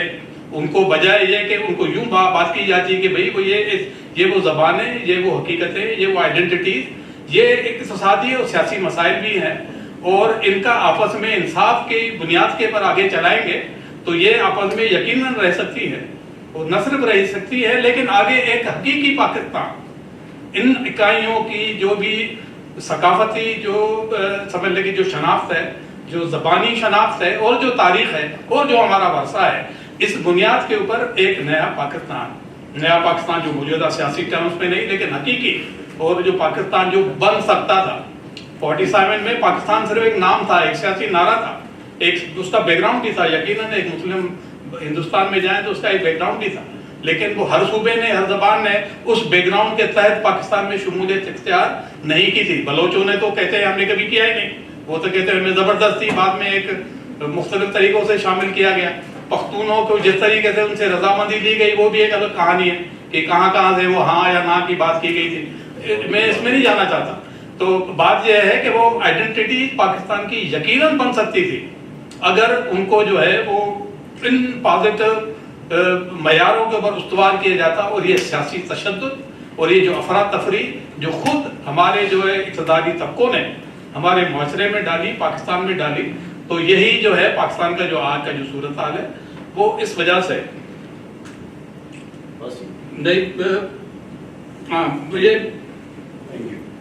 میں بھی ختم نہیں ہوئی بات میری. تو اب یہ سندھ کے اندر خاص طور پہ اینٹی من یونٹ کا تو میں نے ذکر کیا. جی کچھ وقت سوالوں جوابوں کے لیے بھی چھوڑ دیجیے. سوال جب سوال اٹھائیں گے تو وہ سوال دوسرے آئیں گے نا. ہاں تو میں یہ کہہ لوں کہ چلے میں کچھ وہ اس کو شارٹ کر لیتا ہوں. یعنی کہ وہ جو ہے وہ سندھ کے اندر یہ جو تحریک چلتی رہی ہے وہ خالی لنگوسٹک یا کلچرل نہیں تھی, وہ سیاسی اور اقتصادی تھی. اور یہ تشدد جو تھا سندھ کے اندر جو آیا وہ اسی کا جواب تھا اقتداری طبقوں کا سندھ کے اندر. ایک تو یہ نظر میں آپ رکھیں, ظاہر ہے اس میں بہت زیادہ کلنگ ہوئی ہیں, پوری جنریشن جو ہے وہ ڈنجنز میں ڈالی گئی ہیں, نام بھی لیے جا سکتے ہیں کون کون گئے کیسے گئے. سندھ کی جو تحریک تھی وہ پروگریسو بھی تھی. اس کا الائنس جو تھا پاکستان کے اندر اس وقت پورے پاکستان کے اندر جو بھی پروگریسو طبقے تھے, لیفٹ کے طبقے تھے یا جو سوشلزم کی بات کرتے تھے, ان سے بہت ہی قریبی الحاق تھا. نیشنلسٹ کا رویہ تھوڑا سا مختلف تھا کہ بھئی پہلی چیز کون ہو, دوسری کو بعد میں کون ہو, لیکن وہ بھی اوور آل پروگریسو طبقے سے ان کا تعلق تھا, اور یہ جو ریپریشن سندھ میں تھا ایک اس وجہ سے بھی تھا کیونکہ وہ پروگریسو تھے, اور ٹکراؤ جو تھا اس وقت ابتدائی طبقوں کا وہ اسی بنیاد پہ تھا کہ بھئی یہ جو ہے پروگریسو لوگ یا سبلے کے جو سیاسی اور اقتصادی حقوق کی بات کرتے ہیں, یہ ٹکراؤ ان کے ساتھ تھا. کرنٹ ایشو میں اس پہ تھوڑی سی بات کرنا چاہوں گا. سندھ کے اندر مختلف وجوہات جو بھی ہیں, میں تو ان کو ناانصافی کہتا ہوں, اور یہ ہمارے یہاں یہ رواج بن گیا ہے کہ بھئی ایجوکیشن نہیں ہے تو وہ پیپلز پارٹی نے کیا یا فلاں نے کیا یا اس نے کیا, سب نے کیا ہوگا. میں اس کو دیکھتا ہوں کہ وہ پاکستان کے شہری ہیں, جو بھی وہ بے انصافی جو ہو رہی ہے یا جس نظام کے تحت ہو رہی ہے وہ پاکستان کا نظام ہے. تو ہم سب جو بھی زبان بولنے والے ہیں, پنجاب میں بولنے والے ہیں یا پختونخوا میں رہنے والے ہیں, خیبر پختونخوا میں رہ رہے ہیں, بلوچستان میں, ہم سب کے سب ایک لحاظ سے اس کو سفر بھی کر رہے ہیں, ایک لحاظ سے ہم خود اس کے جو ہے وہ رسپانسیبل ہیں کہ ہمارے شہریوں کے ساتھ یہ ہو رہا ہے. اور ہیلتھ ایشوز بھی ہیں, ظاہر ہے وہ اس حد تک کچھ لوگ تو کہتے ہیں کہ ہیلتھ ایشوز جان کر کے پیدا کیے گئے ہیں, کیونکہ یہ بھی ایک پاپولیشن کو اپنے کنٹرول میں رکھنے کے لیے اور اپنی جو ہے ان کی تعداد گھٹانے کے لیے, یا اس کو اس قابل رہنے ہی نہیں دینا کہ کوئی وہ آواز بھی پیدا کر سکے, اس وجہ سے بھی ہیں. کچھ لوگ یوں بھی اپنے خیال اظہار کرتے ہیں. ابھی اس وقت جو ہے پولیٹیکل انیشیٹو سندھ کے اندر بہت کم ہے, وہ اس لیے کہ ایک آلٹرنیٹ نہیں ہے. جو ہے وہ سمجھ لیں کہ وہ ایک چھوٹے سے دائرے میں ہے, بہت ہی اعلیٰ قسم کے نعرے لگائے جاتے ہیں, لیکن اس کی بنیاد, اس کی بیک گراؤنڈ میں صحیح سیاست نہیں ہوتی ہے. اسی وجہ سے وہ جم نہیں سکتی ہے. وہی ایلیمنٹ جو ہے وہ جلدی بک بھی جاتے ہیں, جلدی ڈر بھی جاتے ہیں, وہ کھڑے نہیں ہو سکتے کیونکہ وہ اصولوں پہ نہیں کھڑے ہوئے. یہ ایک بڑا ایشو ہے. دوسرا جو مجھے کم از کم نظر آیا وہ جنرلی ہے سندھ کے اندر کہ جو نئی جنریشن جو اس وقت سمجھ لیں کہ 20 25 30 سال کے پیٹے میں ہے, وہ نہ تو پاکستان کو اتنا جانتی ہے نہ سندھ کو اتنا جانتی ہے. ان کو تاریخ سے, تہذیب سے, تمدن سے بہت کم تعلق رہ گیا ہے, کیونکہ وہ بنیادی طور پہ یوں کہہ لیں کہ میڈیا کی پیداوار ہیں اور ان کے اپنے مسائل بھی ہیں. تو یہ بہت بڑا ایشو ہے میری نظر میں, کیونکہ یہ خود پاکستان کے لیے بھی اچھا نہیں ہے اور سندھ کے لیے تو ظاہر ہے وہ برا ہے ہی ہے. It's a total alienation. وہ ہمیں پہچانتے ہی نہیں جو ہم بات کرتے ہیں, یا وہ جو بات کرتے ہیں وہ لگتا ہے کہ کوئی اور زمانے کے لوگ ہیں, کسی اور زبان میں بات ہو رہی ہے. تو یہ میری نظر میں سیاسی اور سماجی پہلو میں ایک بہت بڑا ایشو ہے, اور یہ ابھی تک قائم ہے اور بڑھ رہا ہے. ایک بڑا ایشو جو ہے وہ جان کر کے پیدا کیا گیا ہے, وہ ہے سندھ کے اندر مدرسوں کا رواج, اور ہزاروں کی تعداد میں. پاورٹی ہے, لیک آف ایجوکیشن ہے, لیکن ایک کہا یہ جاتا ہے کہ یہ جان کر کے بھی کیا گیا ہے, کیونکہ سندھ کے اندر بنیادی طور پہ جو پاکستان کے اوورال ماحول سے ہٹ کر کے ایک صوفی کہہ لیں یا ایک من پسندی کا ایک کلچر کہہ لیں, دوسرے مذہبوں کے ساتھ رل مل کے بیٹھنے یا رہنے کی وہاں پہ ایک رواج ہے جس کو کہ بہت کرٹیسائز کیا جاتا ہے پاکستان میں. لوگوں کو حیرت ہوتی ہے کہ بھئی وہ آپ کو غیر مسلم کے ساتھ آپ کا تعلق بھی ہے, اٹھنا بیٹھنا بھی ہے, بلکہ کھانا پینا بھی ہے. تو یہ جو کلچر ہے اس کو ختم کرنے کے لیے اس میں تشدد لایا گیا ہے, اور سندھ کے اندر اس کے اثرات نظر آ رہے ہیں. ابھی 1-2 سال پہلے کی بات ہے کہ بھئی وہ ایک پرانی ٹریڈیشن ہے کہ وہاں کے جو سمجھ لیں کہ جو کولی اور اچھے قسم کے جو حضرات ہیں ان میں سے کچھ گروہ ایسے ہیں جو اپنے آپ کو دفناتے ہیں, اور وہ عام مسلمانوں کے قبرستان میں ہی ہوتے ہیں, وہ الگ سے نہیں ہوتے. یہ سندھ کے اندر رواج ہے, چلتا رہتا ہے. لیکن اب میرپور خاص اور اس طرف جہاں پہ ظاہر اکثریت ہے اپنے غیر مسلموں کی بھی وہاں پہ تھر کے علاقے میں, تو وہاں پہ جو ہے وہ ایک بندے ایز یوزول اس کو دفنایا گیا. لیکن پھر وہ کچھ لوگ وہاں پہ آئے, انہوں نے اس کی قبر سے اس کے مردے کو نکالا, اس کو باہر نکال کے اس کو گھسیٹا. تو یہ سندھ کے اندر یہ ماحول پیدا ہو رہا ہے, اور یقین اس علاقے میں اب جائیں گے تو بہت آ مدرسوں کی. تو یہ بھی ایک مسئلہ ہے سندھ کے حوالے سے. ہے تو یہ پاکستان کا مسئلہ, لیکن اب اگر سندھ کو مسئلہ کہہ لیں تو ہم تو اس کو یہی سمجھیں گے, لیکن ہے یہ پاکستان کا مسئلہ, کیونکہ ہم شہری ہیں, پاکستان ہے, ظاہر وہ یہاں ہے, یہاں رہنا ہے اس نے. تو یہ مسئلے گھوم پھر کر کے وہی آنے, اس سے ہٹ کر کے نہیں ہے کہ وہ خالی سندھ کے لیے ہے, یا اس طریقے سے وہ سندھ کو وہ کنٹرول کر پائیں گے. جتنا کنٹرول کر پائیں گے وہ اذیت بتا سکتے ہیں, کیونکہ وہ ساؤتھ پنجاب سے ان کا تعلق ہے, کیونکہ یہاں پہ یہ برکت بہت پھیلی ہے, اور اس کے جو اثرات بہت اچھے ہوئے ہیں وہ آپ کو زیادہ معلوم ہے. بہت بہت شکریہ. سو زیادہ اس بات کے اوپر ہمیں آج فوکس رکھنا ہے کہ پاکستان میں مختلف زبانوں کے کیا مسائل ہیں اور انہیں کیسے حل کیا جائے گا. یہ بہت سے پاکستان میں مسئلے ہیں, دہشت گردی کا مسئلہ ہے, ملائیت کا مسئلہ ہے, نہ جانے کیا کیا مسائل ہیں. ہم ان تمام مسائل کو آج کی بحث میں حل نہیں کر سکتے. صرف زبانوں کے اوپر فوکس رکھ کے گفتگو کریں. اگلے آنے والے مقررین سے یہ کہوں گا. تو اگلے جس مقرر کو میں بلا رہا ہوں, آپ کا تعلق یونیورسٹی آف کیلگری سے ہے. آپ یہاں پاکستانی پروگریسو اسٹوڈنٹ ایسوسیشن کے ساتھ کام کرتے ہیں, خود یہاں جرنلزم کے طالب علم ہیں, اور لینگویجز کے بارے میں آپ بتائیں گے کہ ماڈرن اوپینین اور آج کے دور کا اوپینین کیا ہے. تو محمد نعیم. تھینک یو جنید بھائی, اور آپ سب لوگوں کا بہت شکریہ کہ آپ سب لوگ آئے ہیں, اور تھینک یو سو مچ کہ آپ آئے ہیں پاکستان سے, and we are so honoured to have you here. میرے خیال سے بہت سارے لوگوں نے کافی ساری چیزوں کو طیباً کر لیں, آصفاً کر لیں, اور آپ نے کافی اس چیز کو ایکسپلین کر دیا ہے. میں صرف تھوڑا سا ایڈ کرنا چاہوں گا. ہمارا جو ٹاپک تھا, جو میں نے عمر بھائی نے ڈیسائڈ کیا تھا, جو ہمارے پریزیڈنٹ ہیں, وہ یہ تھا کہ جو فیڈریشن ہے, جو ہمارا وفاق ہے, وہ ہماری جو ہماری ریجنل لینگویجز ہیں, کلچرل لینگویجز ہیں, ان کو کیسے اٹیک کرے. یہ ہمارا مین ٹاپک ہے. تو میں اس پر 2 منٹ لوں گا. میں یہ سمجھتا ہوں کہ یہ نہیں ہے کہ اگر ہماری regional languages, cultural languages, traditional languages اگر وہ ختم ہو جائیں گی تو ہمارے پنجاب کے, سندھ کے, بلوچستان کے, KPK کے سارے لوگوں کی آئیڈینٹی ختم ہو جائے گی. ظاہر سی بات ہے, لینگویج ایک امپورٹنٹ میٹر ہے, لیکن یہ ایک مائنر ایشو ہے. وفاق کیوں چاہتا ہے کہ پورے ملک کے اندر ایک ہی زبان نافذ ہو؟ وہ اس لیے نہیں چاہتا کہ پورے ملک میں پیس قائم ہوگا, کمیونیکیشن بڑھے گی. وفاق اس لیے چاہتا ہے کہ وہ لوگوں کو کنٹرول کر سکے. پولیٹیشینز اس لیے چاہتے ہیں کہ وہ لوگوں کے اوپر اپنی ہیجامنی, اپنا جو ڈومیننس ہے, وہ کنٹرول کر سکیں. ان کا تعلق پیس سے نہیں ہے کہ لوگ آپس میں جو ہے ایک ہی زبان بولیں گے, کمیونیکیشن بڑھے گی. پالیٹکس آل اباؤٹ کہ لوگوں کو مائنڈ کو کیسے. وہ نہیں چاہتے کہ ڈفرینٹ لینگویجز سے, ڈفرینٹ ریجن سے, ڈفرینٹ پروونسز سے جو ریبیلین آتی ہے. فار ایگزامپل پختون تحفظ موومنٹ آئی, اس کے علاوہ بلوچستان میں بہت سارے لوگ ہیں جو اپنے مسائل لینگویجز کے تھرو اپنے مسائل جو ہے کنوے, وہ نہیں چاہتے کہ اس قسم کے مسائل اجاگر ہو.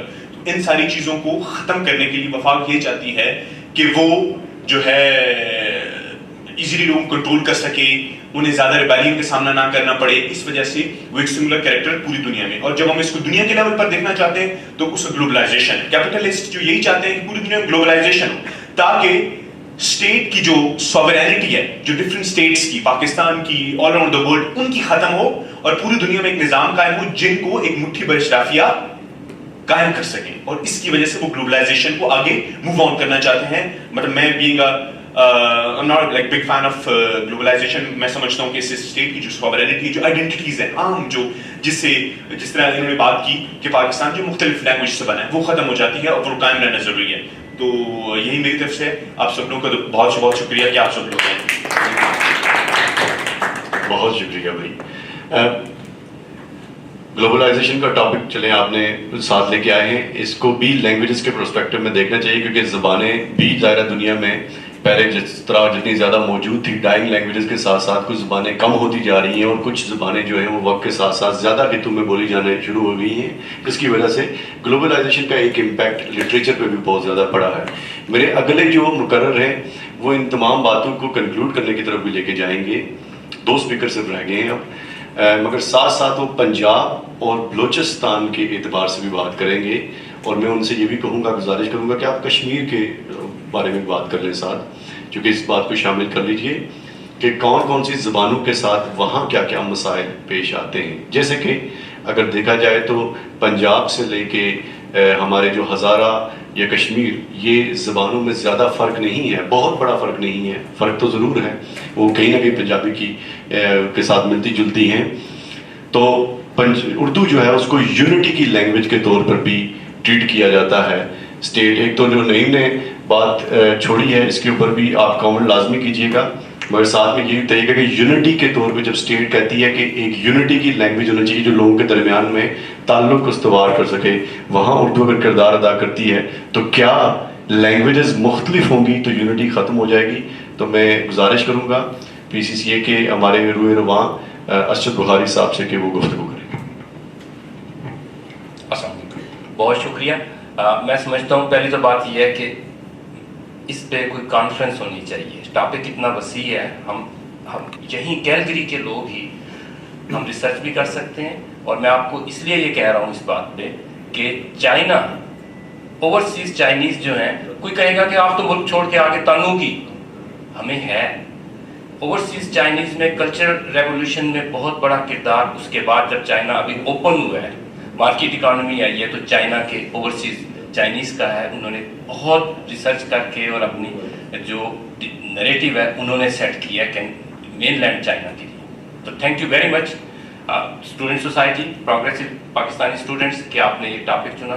یہ ڈرائی رن ہے میرے خیال میں, اس کے بعد ہم اس کو آگے بڑھائیں گے. اور جیسے مدر بھائی نے ایشو چھیڑے تھے, میں سوچتا ہوں بہت ریلیونٹ وہ بھی ہیں کہ مذہب کو کس طرح کلچر کو ڈومینیٹ کرنے کے لیے اور استحصال کی طرف استعمال کیا جا رہا ہے, کیا جا سکتا ہے مزید. ان ساری چیزوں سے بچنا, اور یہ تو ایک بات ہے.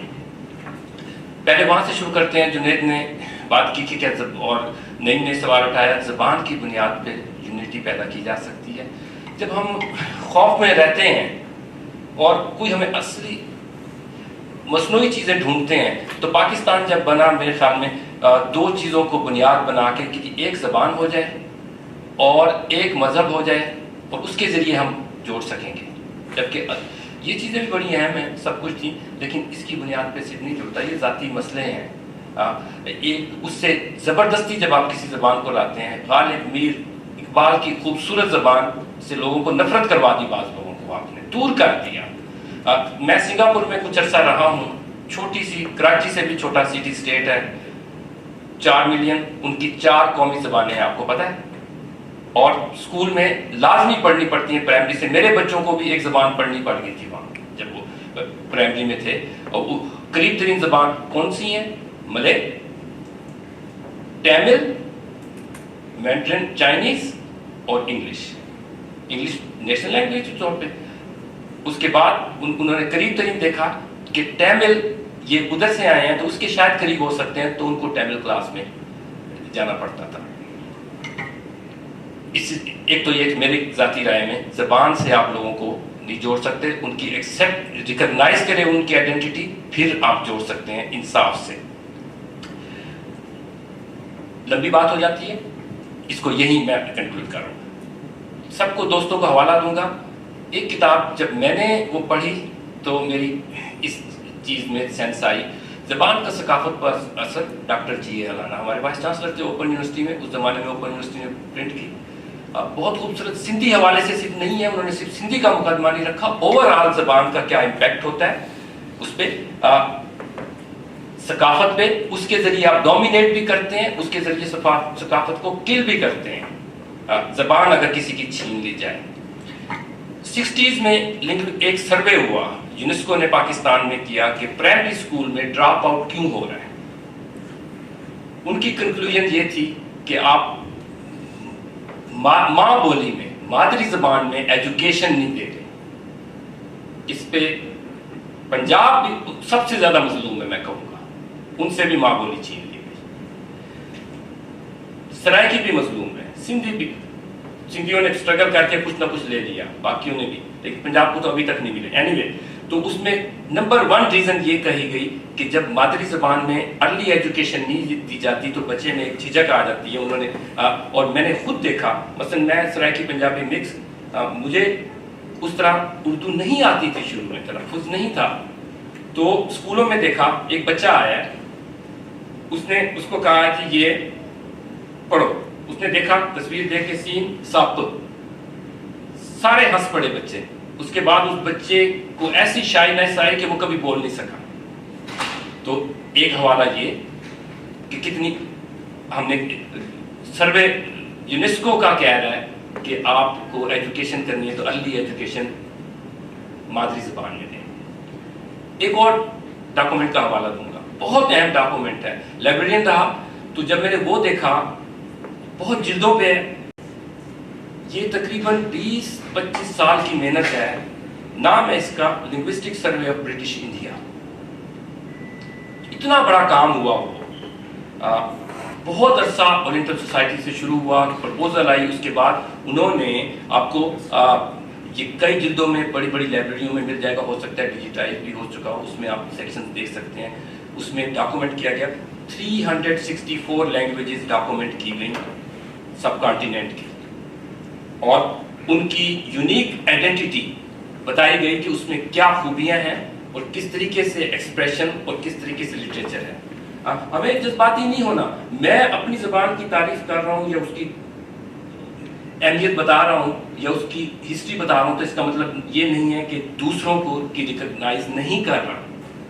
میں اپنی بتا رہا ہوں، دوسرے بھی اسی طریقے سے ہیں. جیسے آصف نے بتایا کہ ہم تمام زبانوں کی اسی طرح سے ہسٹری ہوگی. وہ اپنی زبان کے بارے میں زیادہ جانتا ہے، وہ اپنی زبان کی بھی کر رہے ہیں. تو اس کتاب linguistic survey of British India, مثلا اس میں سرائکی زبان کو سرائکی نہیں کہا گیا، کہیں اس کو ملتانی کہا گیا یا لہندا کا. اب دوسرا ایک دو جملے اس پہ کہ لینگویجز کا، مثلا کشمیری زبان جو ہے لنگوسٹک سروے میں اس پہ بھی بہت ڈیٹیل میں ہے. اس میں وادی کی زبان اور ہے، اس دوسرے کشمیر کی اور ہے، جموں اور کشمیر کی.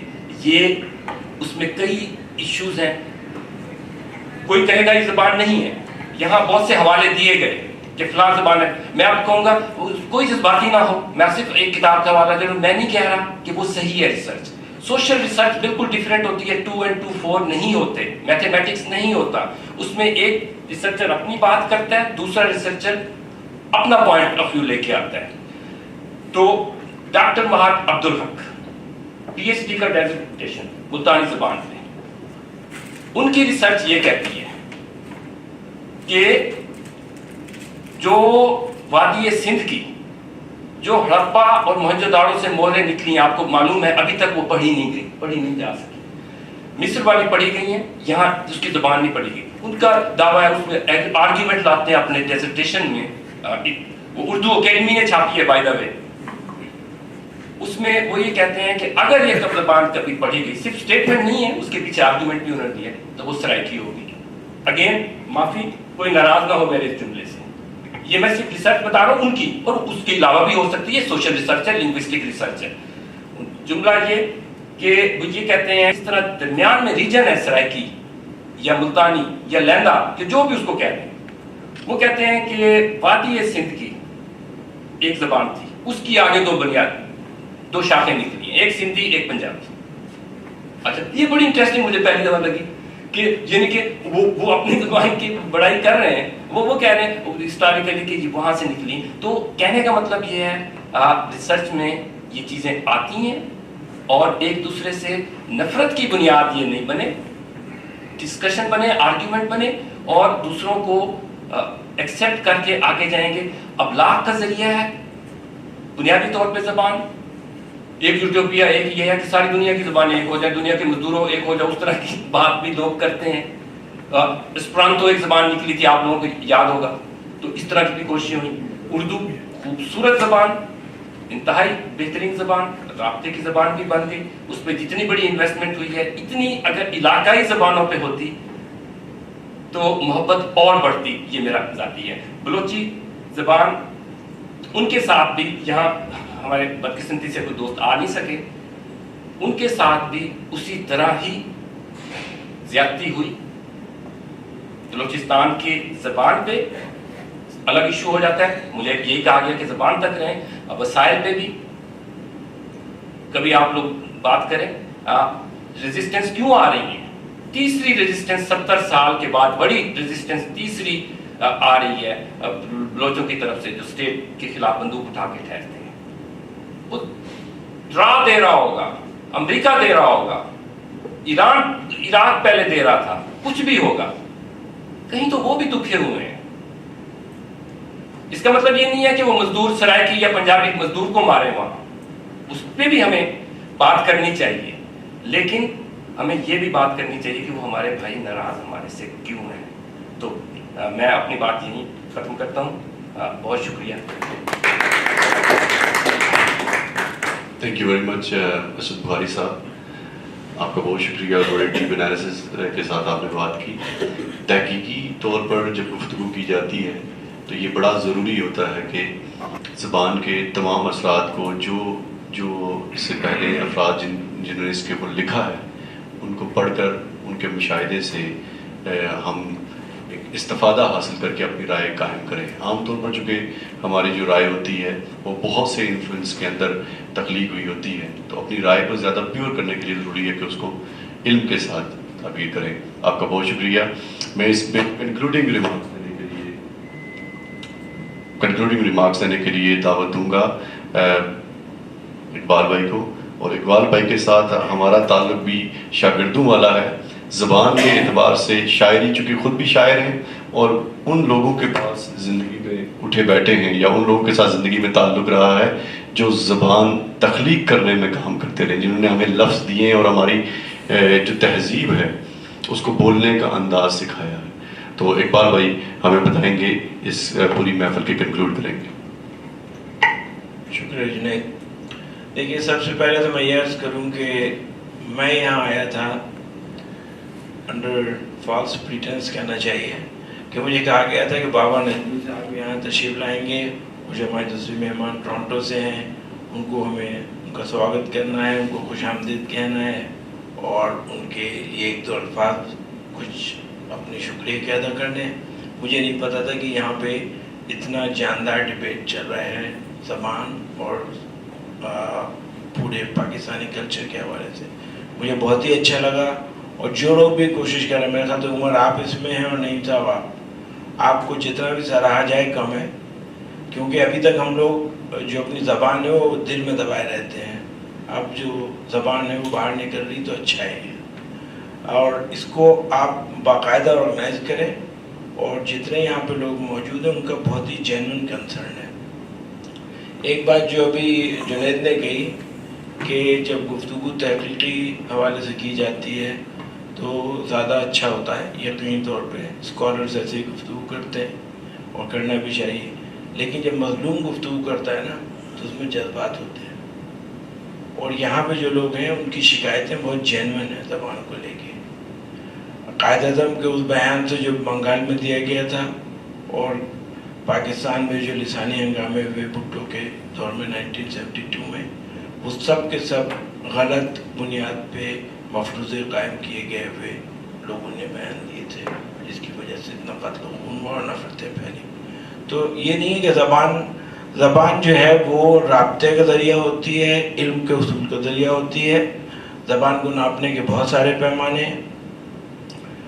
مثلاً ایک کہ جس زبان میں جتنے علوم موجود ہوں گے وہ زبان اتنی پائیدار اور بڑی اور جاندار سمجھی جائے گی. تو اس لحاظ سے بھی دیکھا جا سکتا ہے. ابھی میں جو سن رہا تھا پاور صاحب جو گفتگو کر رہے تھے, بہت مدلل, بہت ہی لاجیکل گفتگو کر رہے تھے, اور ان کے پاس خاصا مواد موجود ہے جو کہ بہت اچھا ہے.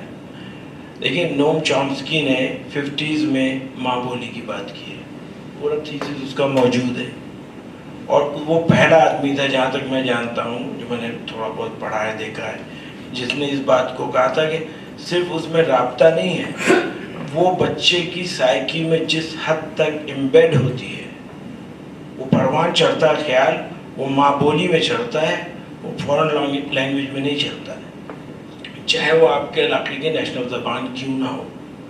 اچھا, اب جو چیزیں کہی گئیں, جیسے بلوچستان میں جو ہوا, قائد اعظم ہمارے محسن ہیں, بہت بڑے محسن ہیں, سب سے بڑے محسن ہیں, لیکن جو چیزیں شروع میں کی گئی ہیں وہ کچھ ایسی ہیں جن پہ آپ اگر مڑ کے دیکھیں تو آپ کو ایسا لگتا ہے کہ کیا یہ واقعی ہونا چاہیے تھا.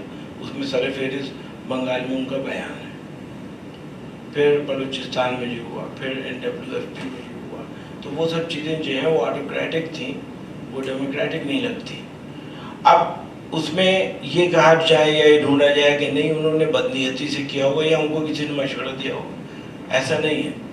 جو 100 سال کی غلامی جھیل کے آتے ہیں اور جنہیں کوئی نیا ملک ملا ہوتا ہے, کسی کے گھر میں کبھی اولاد نہیں ہوئی اور بہت دن کے بعد ایک اولاد پیدا ہو گئی, تو وہ ان کو نہیں پتا ہوتا کہ کیا کیا کرنا ہے.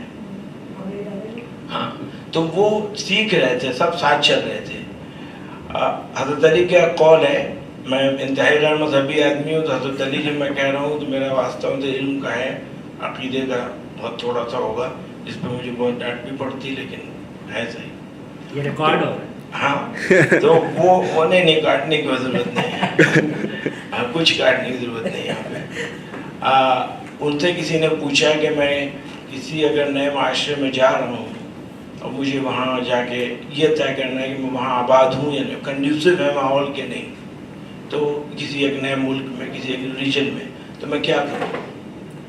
तो उनका ये देखो वहाँ पे इंसाफ है कि नहीं है। अगर इंसाफ है तो बस जाओ, कोई मसला नहीं होगा। देखिए सारा मसला जो है नाइंसाफ़ी का है। नेशनल लैंग्वेज अगर आपको राब्ते की ज़बान आप ढूंढ रहे थे और आपका समझना ये था एज ए सोशल साइंटिस्ट या एज ए पॉलिटिशियन, जो भी लोग इन्वॉल्व थे, चाहे वो कायद आज़म हो, चाहे लियाकत अली ख़ान हो, चाहे अब्दुल रब नश्तर हो, जो भी हो, कि वन लैंग्वेज वन नेशन, तो वो वहीं पे आप गलत होगा, वो बहुत आउटडेटेड हो चुका है। लेकिन ये नज़रिया कहाँ तक मगरिब में कारबंद रहा है? अभी सन 70 की बात है, जब इसी कनाडा में झगड़े हुए हैं 2 लैंग्वेज के ऊपर। अगर ट्रूडो अपनी इतने विजनरी आदमी था, वो उसका विजडम था, उसने कहा नहीं 2 लैंग्वेज होगी, पूरा वेस्ट खिलाफ था, पूरे अंग्रेज ज़बान बोलने वाले खिलाफ थे, उसने कहा नहीं 2 लैंग्वेज। उसी ने कनाडा को यूनाइट रखा हुआ 2 ज़बानों ने। अगर एक ज़बान होती कनाडा टूट चुका होता कब। तो ये वहाँ पे जो लोग ट्रूडो के खिलाफ खड़े हुए थे, मैं नहीं समझता कि बदनीयत थे, उनकी अपनी फिलॉसफी थी। वो समझ रहे थे कि 2 ज़बान की तो 2 नेशन बन जाएगी, ऐसा नहीं होता है। अगर आपको उर्दू को लाना था, उर्दू को आप राब्ते की ज़बान होना लामुहाला था, क्योंकि पंजाबी पठान से, पठान बलूची से, बलूची सिंधी से, या किसी और कोई ज़बान में कैसे बात करेगा।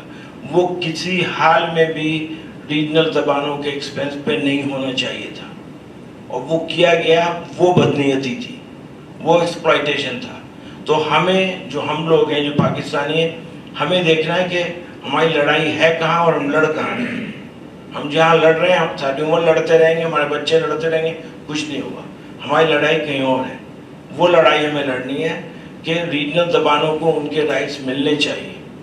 Now the Tide had turn. तो आप ये नहीं कह सकते कि at the expense of national language. No, national language को आप छोड़ सकते हैं। वैसे इन्होंने, क्योंकि अंग्रेज ने किया था, कोर्ट की ज़बान और हिंदुस्तान की जो सरकारी ज़बान थी मुग़लों की वजह से फारसी थी, अंग्रेज़ों ने उर्दू को प्रमोट किया अपने, क्योंकि वो उन लोगों को बेदखल ओल्ड स्कूल को बाहर करना चाहते थे, नए स्कूल को इंस्टॉल करना चाहते थे। अब यहाँ पे जब ये लोग आए, इनको उर्दू ही आती थी, ब्यूरोक्रेसी जो थी, जो पाकिस्तान बना होगा, मैं उन खुशनसीब लोगों में से हूँ जो पाकिस्तान बनने के बाद जो पहली नस्ल पैदा हुई है, उन लोगों में से हूँ।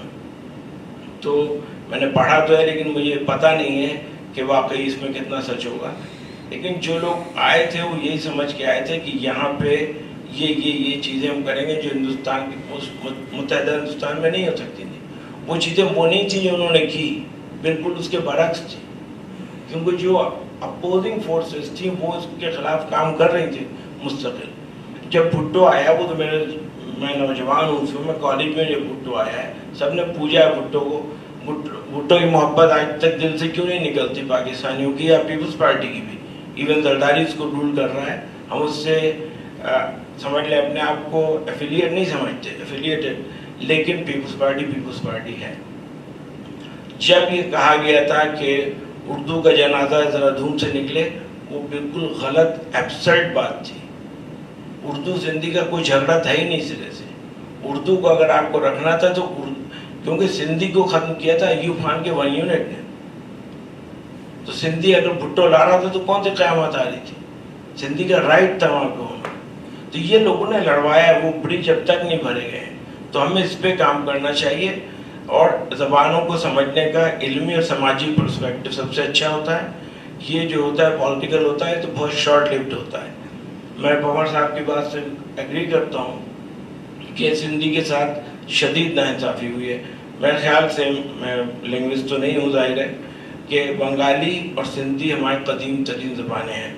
अब अर्शद साहब ने कहा, क्योंकि हर आदमी जो भी आता है, अगर कोई एक आदमी रिसर्च करके आ रहा है तो दूसरा आदमी ये नहीं समझ सकता कि उसने बदनीयती की बुनियाद पे, उसको जो भी डाटा मिला है उसकी बुनियाद पे वो कह रहा है। तो हम लोग को चाहिए कि पाकिस्तान की सारी ज़बानों को ओन करें, لیکن ان کا اپنا اپنا دائرہ اختیار اور دائرہ استعمال مقرر کر لیں اور اسی میں ان کو استعمال کریں تو سب خوش رہیں گے. یہ نہیں ہو سکتا کیونکہ سندھی کو ہٹانا بالکل ناجائز تھا اور 1 یونٹ بنانے کون تھا بڑا اچھا کام تھا. بنگال کو رپ آف کرنے کے لیے بنایا گیا تھا تو سراسر بدنیتی تھی, تو ہر چیز بدنیتی پہ مبنی تھی. تو ہم لوگوں کو وہاں پہ جا کے کام کرنا چاہیے اور میں سمجھتا ہوں اس چیز کو جاری رہنا چاہیے. آپ ایسی کانفرنس کہیں رکھیں, مختلف موضوع پہ رکھیں. ہم مذہب پہ بات نہیں کرنا چاہتے, ہم ڈرتے ہیں. ہم زبان پہ بات نہیں, بھائی جب تک بات نہیں ہوگی, جب تک ڈسکشن نہیں ہوگی, شکوک اور شبہات جو ہیں وہ ختم نہیں ہوں گے. جو چیز سینے میں پکتی ہے وہ لاوا بنتی ہے, جو باہر آتی ہے وہ ڈیزالو ہو جاتی ہے. شکریہ بہت. تھینک یو اقبال بھائی, اور پاکستان پروگریسو اسٹوڈنٹ ایسوسیشن والوں کا بہت شکریہ کہ آپ لوگوں نے, PCC والوں کا بہت شکریہ. اور سب سے پہلے جو سوال ہے وہ عمر خان پوچھیں گے. پہلے عمر خان پوچھیں گے سوال, اور آپ پریزیڈنٹ ہیں پاکستان پروگریسو اسٹوڈنٹ ایسوسیشن کے, تو آپ کا. بہت شکریہ سب پینلسٹ کا, آپ آئے اور بڑی اچھی گفتگو کی. میرا ایک سوال تو نہیں, چلیں اس پہ تو بعد میں تقریباً مجھے جواب مل گیا. پامر صاحب نے ایک انتہائی ڈیٹیلڈ ایسے کہا جو, اور جو تفصیلاً اپنا گلا کیا سندھی کے بارے میں, بہت شکریہ. اس کے بعد میں کچھ میمن صاحب کی بات میں جواب مل گیا. میں یہ چاہ رہا تھا کہ میں آپ سے پوچھوں, آپ نے ایک اچھی خاصی بات کی کہ مطلب آپ چاہتے کیا ہیں کہ کیا کریں, فیڈرل گورنمنٹ کیا کرے سندھی کے لیے. ٹھیک ہے, وہ ایک کوشچن ہے, مطلب 3-4 کوشچن. پھر اقبال بھائی آپ کی جو بات تھی وہ جسٹ ایک کمنٹ ہے کہ ڈاکٹر ہود بھائی کا مجھے ایک انٹرویو یاد آ رہا ہے جو انہوں نے نوم چمسکی کے ساتھ کیا, اور اس میں انہوں نے ایک بات کی کہ یہ سب لینگویجز آرٹس وارٹ سے, اور ہود بھائی ڈاکٹر صاحب کچھ تھوڑا سا وہ تو بہت اسٹریٹ بات کر رہے ہیں. انہوں نے کہا کہ میتھمیٹکس کو کوئی چیز کرتے ہیں مل کے, نوم چمسکی وہ انہوں نے کہا کہ میتھمیٹکس کو ایک یونیورسل لینگویج بنا کے بس میتھمیٹکس میں بات کیا کریں. جسٹ ایک کمنٹ ہے. اور پھر میرا ایک گزارش ہوگی ڈاکٹر طیب صاحب سے کہ غنی خان کی کوئی نظم سنا دیں. ہم بہت سی باتیں لینگویج بات کر رہے ہیں سندھی پہ, پشتو پہ, لیکن نہ ابھی تک پشتو سنی ہے نہ سندھی سنی ہے. کچھ کہہ دیں اگر یاد ہو, چھوٹی سی. چلے ترجمہ سناتا ہوں. اچھا, تو ایک نظم اس کی اس طرح ہے کہ بھائی میں صحرا میں شکار کے لیے نکلا تھا, وہاں صحرا ہی میں ایک گلاب کے پھول پہ نظر پڑی جو کہ اکیلا اپنی نور اور اپنی خوبصورتی کو بکھیر رہا تھا. تو میں نے اس سے پوچھا کہ بھئی تم بھی میری طرح بد نصیب ہو کہ نہ کسی محبوب کے ہونٹ نے تمہیں مس کیا ہوگا, نہ کسی نے گلے لگایا ہوگا. میں بھی اس طرح ہی ہوں تمہاری طرح کہ دنیا سے دور کوئی میرے حسن کا خریدار بھی نہیں ہے. تو اس نے جواب میں کہا کہ بھئی میں یہاں بہت خوش ہوں کیونکہ اگر میں کسی گلستان میں ہوتا تو وہاں میری طرح 1000 ہوتے, لیکن یہاں میں یکتا ہوں اور یونیک ہوں. تو اس لیے میرے بارے میں کوئی فکر نہ کر, میری یکتائی ہی میری سروائیول ہے, اور مجھے یہ سب سے زیادہ پسند ہے میرا ایسٹ ہے. Thank you. ہمارے ساتھ موجود ہیں پروین صبا صاحبہ, ان کو مائک دیتے ہیں اور آپ کا سوال بھی لیں گے. پروین صاحبہ جو ہے ٹورنٹو سے تشریف لائی ہیں یہاں پہ. پروین صبا آپ کا تخلص صبا ہے, اور شاید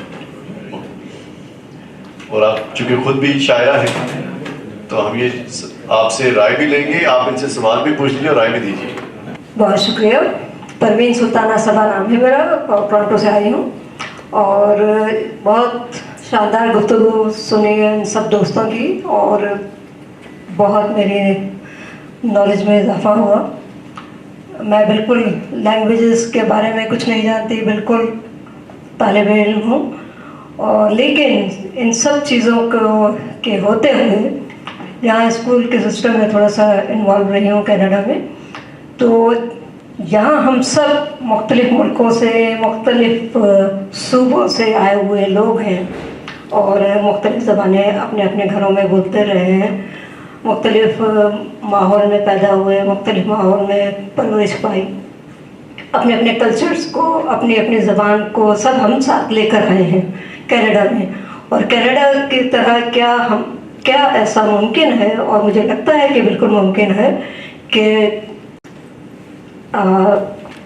कौमी सतह पर एक ज़बान ज़रूरी है, इसलिए कि आपको अगर एक सिंधी जो है किसी पठान से बात करना चाहता है तो उसको एक ऐसी ज़बान, मीडिया ऐसा चाहिए कि वो अपनी बात जो है कन्वे कर सके। उस हिसाब से पाकिस्तान में अगर एक ज़बान रखी गई है तो दैट्स नॉट बैड, वो बहुत ज़रूरी थी। और इसी तरह जैसे कनाडा में 2 ज़बानें हैं, ठीक है, बिल्कुल है, लेकिन कनाडा में जैसे कि स्कूल सिस्टम में मैंने जो देखा है कि इंटरनेशनल लैंग्वेजेस को पढ़ने का इंतज़ाम है और पढ़ाने का इंतज़ाम है। उसके लिए सिर्फ ये है कि बोर्ड से परमिशन लेनी पड़ती है और उसमें कोई ज़बरदस्ती नहीं है कि आप ये लैंग्वेज भी पढ़िए। जिसको पढ़नी है अपनी लैंग्वेज वो आए, अपने लोगों का नाम रजिस्टर कराए और वो लैंग्वेज सीख ले। तो क्या पाकिस्तान में ऐसा मुमकिन है? अगर है तो हम सबको चाहिए कि कोशिश करें और उसके लिए काम करें, और उसमें अगर मैं कुछ कर सकती होंगी तो मैं कुछ नसीब समझूंगी अपने आप को। बहुत शुक्रिया। इकबाल भाई, आप इस सवाल का जवाब दें, इसके ऊपर ओपिनियन। जवान तक क्या था? ये ओपिनियन था। ओपिनियन था। मेरे ख्याल से तो जो आपने कहा है वो बहुत सही बात है, लेकिन आप कनाडा की अगर मिसाल लें, कनाडा में 2 ज़बानें हैं। जी हाँ, मैं उसी की कहना चाह रहा हूँ। तो दोनों ज़बानें बराबर से पढ़ाई जाती हैं। पाकिस्तान में अगर 5 या 6 ज़बानें हैं तो उनको उसी शान से, उसी इंसाफ से पढ़ाया जाना चाहिए, बच्चों को उनके लिए अवेलेबल होना चाहिए। अब उस बच्चे की चॉइस है। हाँ, ये आप कर सकते हैं कि राब्ते की ज़बान चूँकि उर्दू है, नेशनल लैंग्वेज उर्दू है, तो वो बच्चा पढ़ेगा। किसी माँ बाप का बच्चा उसको पढ़ने से इनकार नहीं करेगा, ना माँ बाप इनकार करेगा अगर उसकी अपनी ज़बान भी पढ़ाई जा रही है उसे। तो ये जो हमारे यहाँ मुश्किल है ना, अब यहाँ पे फ्रेंच, मेरे बच्चे यहाँ पे तमाम, जो पहला साल था जब बाइलिंगुअल एजुकेशन यहाँ पे जारी की गई, मेरे बच्चे एलिमेंट्री से पढ़ा उन्होंने। उसका फ़ायदा ये हुआ कि न सिर्फ फ्रेंच और इंग्लिश में फ्लुएंट हो गए, दूसरी ज़बान जहाँ आपने सीखी आपको तीसरी चौथी ज़बान सीखने में मुश्किल नहीं होती। अब वो स्पेनिश और जर्मन भी बोलते हैं। तो अब उलूम का ख़जाना उनके दस्तरस में है, किसी भी ज़बान में मिल सकता है। तो हमें ये, हमारे जो हुक्मरान हैं वो कभी नहीं करेंगे, उन्होंने हमारे तक रोटी ठीक से नहीं दी तो वो हमें ज़बान कहाँ से देंगे? वो तो चाह रहे हैं कि हम इसी में उलझे रहें, चक्रों में पड़े रहें, वो अपने मज़े करते रहें। अब देखें ना, कितने 56 अरब कोई ले गया, 52 अरब कोई ले गया, पाकिस्तान भुगत रहा है कर्जे। तो आपको पैरिटी रखनी पड़ेगी ज़बानों के हिसाब से। अगर लोग इतने सेंसिटिव हैं जो कि उन्हें होना चाहिए, और फिर देखिए इसमें माइग्रेशन का बहुत बड़ा दखल है, क्योंकि जब पाकिस्तान बन रहा था, पाकिस्तान का एक स्टेज पे, मैं एक तालिब इल्म के तरह से गुफ्तगू कर रहा हूँ कि ये था कि वो ट्रम्प कार्ड के तौर पे यूज़ किया जा रहा था, क्योंकि गांधी साहब कहते थे कि ओवर माई डेड बॉडी, तो यहाँ से मुस्लिम लीग ये कहती थी कि हमें ये दो, वरना तुम्हें कंट्री को 2 लाख होना पड़ेगा। और जिस वक्त गांधी उस पर राज़ी हो गए या खामोश हो गए तो इनके पास कोई चारा नहीं था। तो पाकिस्तान, ये मुसलमानों के लिए मिन हैसुल कौम ये कोई बहुत अच्छा फैसला नहीं था, क्योंकि आपने 750 साल की जो आपकी मुश्तरका तहजीब थी उससे खुद दस्तबरदारी का आपने ऐलान किया। हाँ, वो पूरी वहाँ से लेके वादी सिंध तक आप देखें, और सिंध जो है वो बहुत यूनिक है। जो थोड़ी बहुत हिस्ट्री का मैंने मुताला किया या इत्तेफाक हुआ पढ़ने का, सिंध जो है वो एक ख़ास एक तबका था जहाँ लोग अरब से जो आते थे इन्वेडर्स, वो सिंध की ही तलाश में आते थे। और हिंदुस्तान जो है वो इनफैक्ट हिंद वो है ही नहीं, वो तो भारत था। ये तो सिंध की बिगड़ी हुई शक्ल है, लोग कहते हैं जो हिंद हो गया वो। तो इसीलिए वो जो भारतीय हैं वो कह रहे हैं भारत उसको वापस कर रहे हैं। तो बहुत सारी चीज़ें हैं, दुनिया बन रही है, दुनिया बिगड़ रही है, चीज़ें शामिल हो रही, चीज़ें अलग हो रही हैं, लेकिन इंसाफ अगर हम कर लें अपने माशरे में, मैं अपने माशरे से मतलब है पाकिस्तान में, तो वही सब कुछ हो जाएगा। मेरा तो यही समझना है। शुक्रिया। آپ نے جو بات کی آپ نے بھی پہلے بات کی کہ جو اردو ہے جب ہم بات کرتے ہیں میں صدیقی کر رہا تھا کہ اردو کا غلط استعمال کیا نہیں اردو کا غلط استعمال کیا گیا ایز میڈیم آف کمیونیکیشن اس میں کوئی نہیں ہے مگر جس حساب سے ہماری زبان کو ختم کر کے ہم پر وہ کیا گیا اس وجہ سے ایک تکلیف ہوتی ہے ورنہ جو اردو لٹریچر ہے اردو بولنے والے کے بعد زیادہ سے زیادہ سندھ میں پڑھا جاتا ہے ایون میرے پاس جو میری یہاں پہ لائبریری کچھ کتابیں یا سندھ میں تھی آدھی بکس اردو میں ہوتی تھی سو یہ نہیں ہے کہ وی لو دیٹ لٹریچر مگر یہاں پر جو ہم کمپیریزن کر رہے ہیں نا وہ مدر ٹنگ کے حساب سے سو ایگزیکٹلی میرا صرف ایک کمنٹ تھا پہلے تو میں وہ جو پشتو کا شاعر تھا اس طرح ہماری اردو کی بہت خوبصورت شاعرہ تھی میرا نام ہے مجھے آپ نہیں جانتے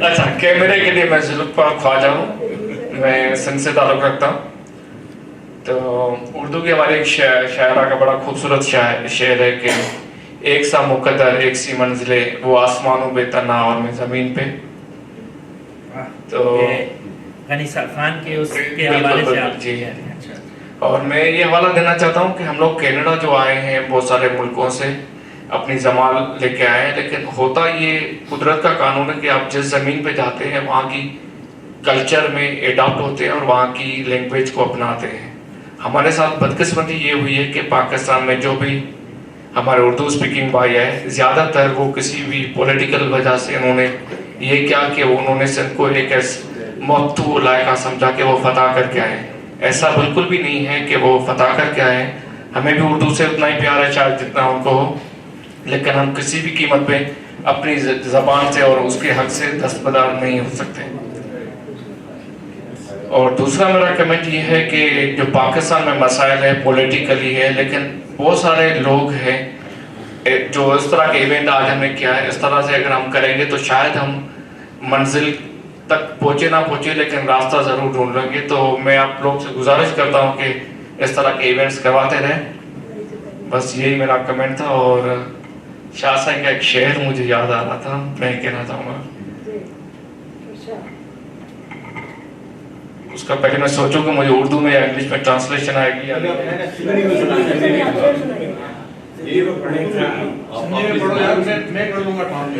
گاڑا گل گلاب جا من تنی جو فولاد سندڑی جو اولاد پر کے ترسو کائرو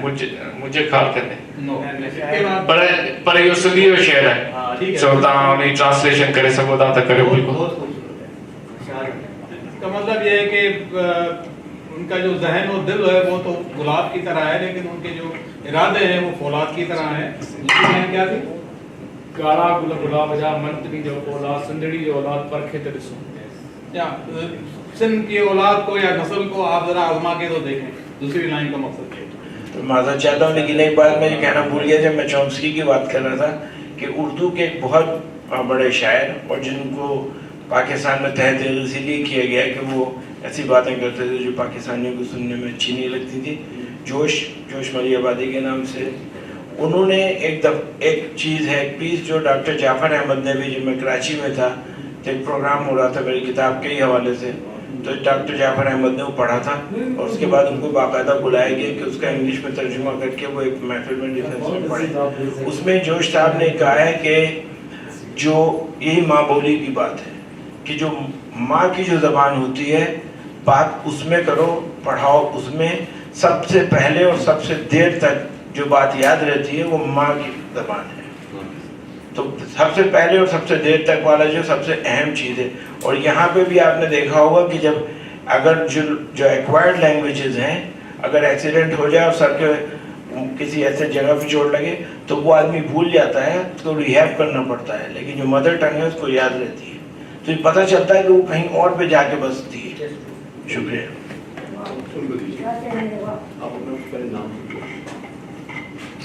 بھائی میرا نام فیضان ہے بس چھوٹی سی آبزرویشن تھی کیونکہ میں سمجھتا ہوں کہ چونکہ آپ لوگ زبان کی بات کر رہے تھے اور اس پہ جو آج کے जो ज़बान का जो इफ़ेक्ट आया नौजवान नस्ल पे या माजी के एतबार से भी गुफ्तगू हुई, तो मैंने कहा छोटा सा आपके साथ में शेयर करूँ जो स्नैपशॉट मैंने देखा, क्योंकि 2.5 साल मैं IBA कराची में पढ़ता था और वहाँ पे मैं उनकी अदबी अंजुमन से मुंसलिक रहा हूँ, मतलब मैं वहाँ पे लिटरेरी सोसाइटी के साथ मेंबर था, वहाँ पे उनका ट्रेजरर था। तो मैंने कहा थोड़ा सा आपको मैं स्नैपशॉट देता चलूँ कि वहाँ पे जो यूथ थी वहाँ पे क्या अदब के लिहाज से रुझान था। और बड़े अफसोस की बात है कि इन जनरल अगर देखा जाए वहाँ पे, तो चाहे वो जो भी ज़बान हो वैसे ही अदब में तनज़्ज़ुली देखने को मिल रही है। मतलब एक सबसे बड़ा जो इफेक्ट मैंने नोटिस किया है, इन जो आम तौर पे जो एक रीडिंग की हैबिट थी वो चली गई है नौजवानों में से, और अगर वो कुछ पढ़ते भी हैं तो वो इंग्लिश में होता है उनमें। तो जब एक तरह से समझें कि जब रीडिंग की हैबिट चली गई तो जो लिखने वाले भी हैं, जब उनका पढ़ने वाला ही चला गया तो वो भी कहाँ लिखेंगे।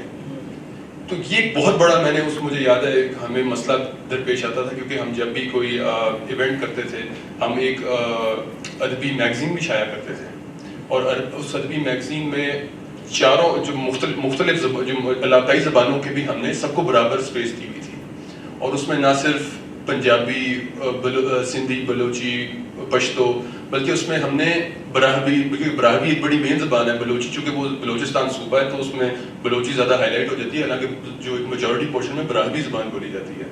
हम उसमें शिना को भी देते थे जो कि गिलगित बल्तिस्तान में बोली जाती है। बंगाली को भी दिया होता है सर, असल में ये हमने ना 2010 में शाया करे थे।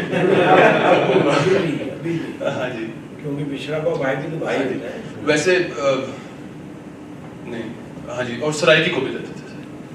Thank you. हाँ जी, देखो तो उसमें वैसे एक छोटी सी बात जो मैंने ऑब्जर्व, जो क्योंकि उस वक्त सिंधी के हवाले से बात हो रही थी, जो मैं आपसे, क्योंकि मैं इतना इल्म तो नहीं है, लेकिन जो मेरी ऑब्जर्वेशन थी वही मैं आपके साथ शेयर कर सकता हूँ। जब हम एंट्रीज मांगते थे लोगों से कि आप अपनी एंट्रीज दें उसमें शाया करने के लिए, सबसे ज़्यादा एंट्रीज सिंधी ज़बान की आती थी। इन जनरल जो हमने नोटिस किया वहाँ पे, क्योंकि मैं अपने आप को खुशकिस्मत भी समझता हूँ कि कराची में पढ़ने से ये फ़ायदा हुआ कि हर किस्म के लोगों से, क्योंकि मैं हॉस्टल में भी रहता था वहाँ पे, तो मेरा इंटरेक्शन वहाँ पे अल्लाह का शुक्र है हर किस्म के लोगों से होता था। सराइकी भाई भी थे हमारे, सिंधी, पंजाबी, बलोची, बलोचिस्तान से बहुत कम आते थे अनफॉर्चुनेटली, जिसका मुझे बड़ा जो अफसोस है, बस एक ही बलोची भाई मुझे वहाँ पे नजर आए हमारे। जो हज़ारा कम्युनिटी है वहाँ पे वो फारसी बोलते हैं, तो वो भी होते थे, फिर शिना बोलने वाले।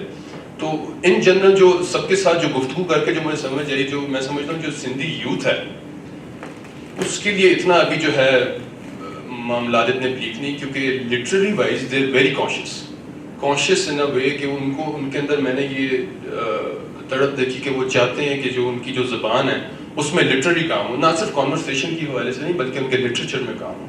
तो ये हमें बड़ी हमें ऑब्जर्वेशन नजर आई। और सबसे जो उसमें जो कमज़ोर तर ज़बान थी वो मैं समझता हूँ पंजाबी थी, क्योंकि पंजाबी के अंदर कोई एंट्रीज समझें कि एक बंदा जो है वो एक ही बंदा हमें मिलता था जो पंजाबी ज़बान में कंट्रीब्यूट करता था, उसके अलावा कोई भी नहीं होता था। और दूसरी एक शिना ज़बान में भी हमें एंट्रीज काफ़ी मिलती थी। तो ये एक छोटी सी, मैंने कहा मैं आपके सामने एक छोटी सी रखूँ कि वहाँ पे हमें जो मसाइले और जो यंगस्टर्स के दरमियान जो इस वक्त जो रुझान है इन जनरल लिटरेचर के हवाले से बहुत कम है। और उसकी जो थोड़ी सी मैं बैकग्राउंड ये अगेन थोड़ा सा पीछे जाने लगी बात है कि जो हम अगर अपने नौजवान जो नस्ल आती है हम उनमें कोशिश करते हैं कि वो अगर पढ़ाई की बात है तो हम कहते हैं यार इंजीनियरिंग पढ़ लो, बिजनेस या मेडिकल। तो इन जनरल तरबियत में भी मैं समझता हूँ कि वो इंकरेज करना सोशल साइंसेस को पढ़ना, उसमें भी बड़ा थोड़ा सा मसला है कि हम सोशल साइंसेस को इतना इंकरेज नहीं करते, फिर हमारे पास जो आगे क्रॉप आती है फिर उनसे भी शिकायत करना थोड़ा सा मैं समझता हूँ कि ज़्यादती वाली बात है। तो ये थोड़ा सा वो उधर बैठ के जो मुझे थोड़ी बहुत ऑब्जर्वेशन थी मैंने सोचा आप लोगों के साथ शेयर करूँ जो नौजवान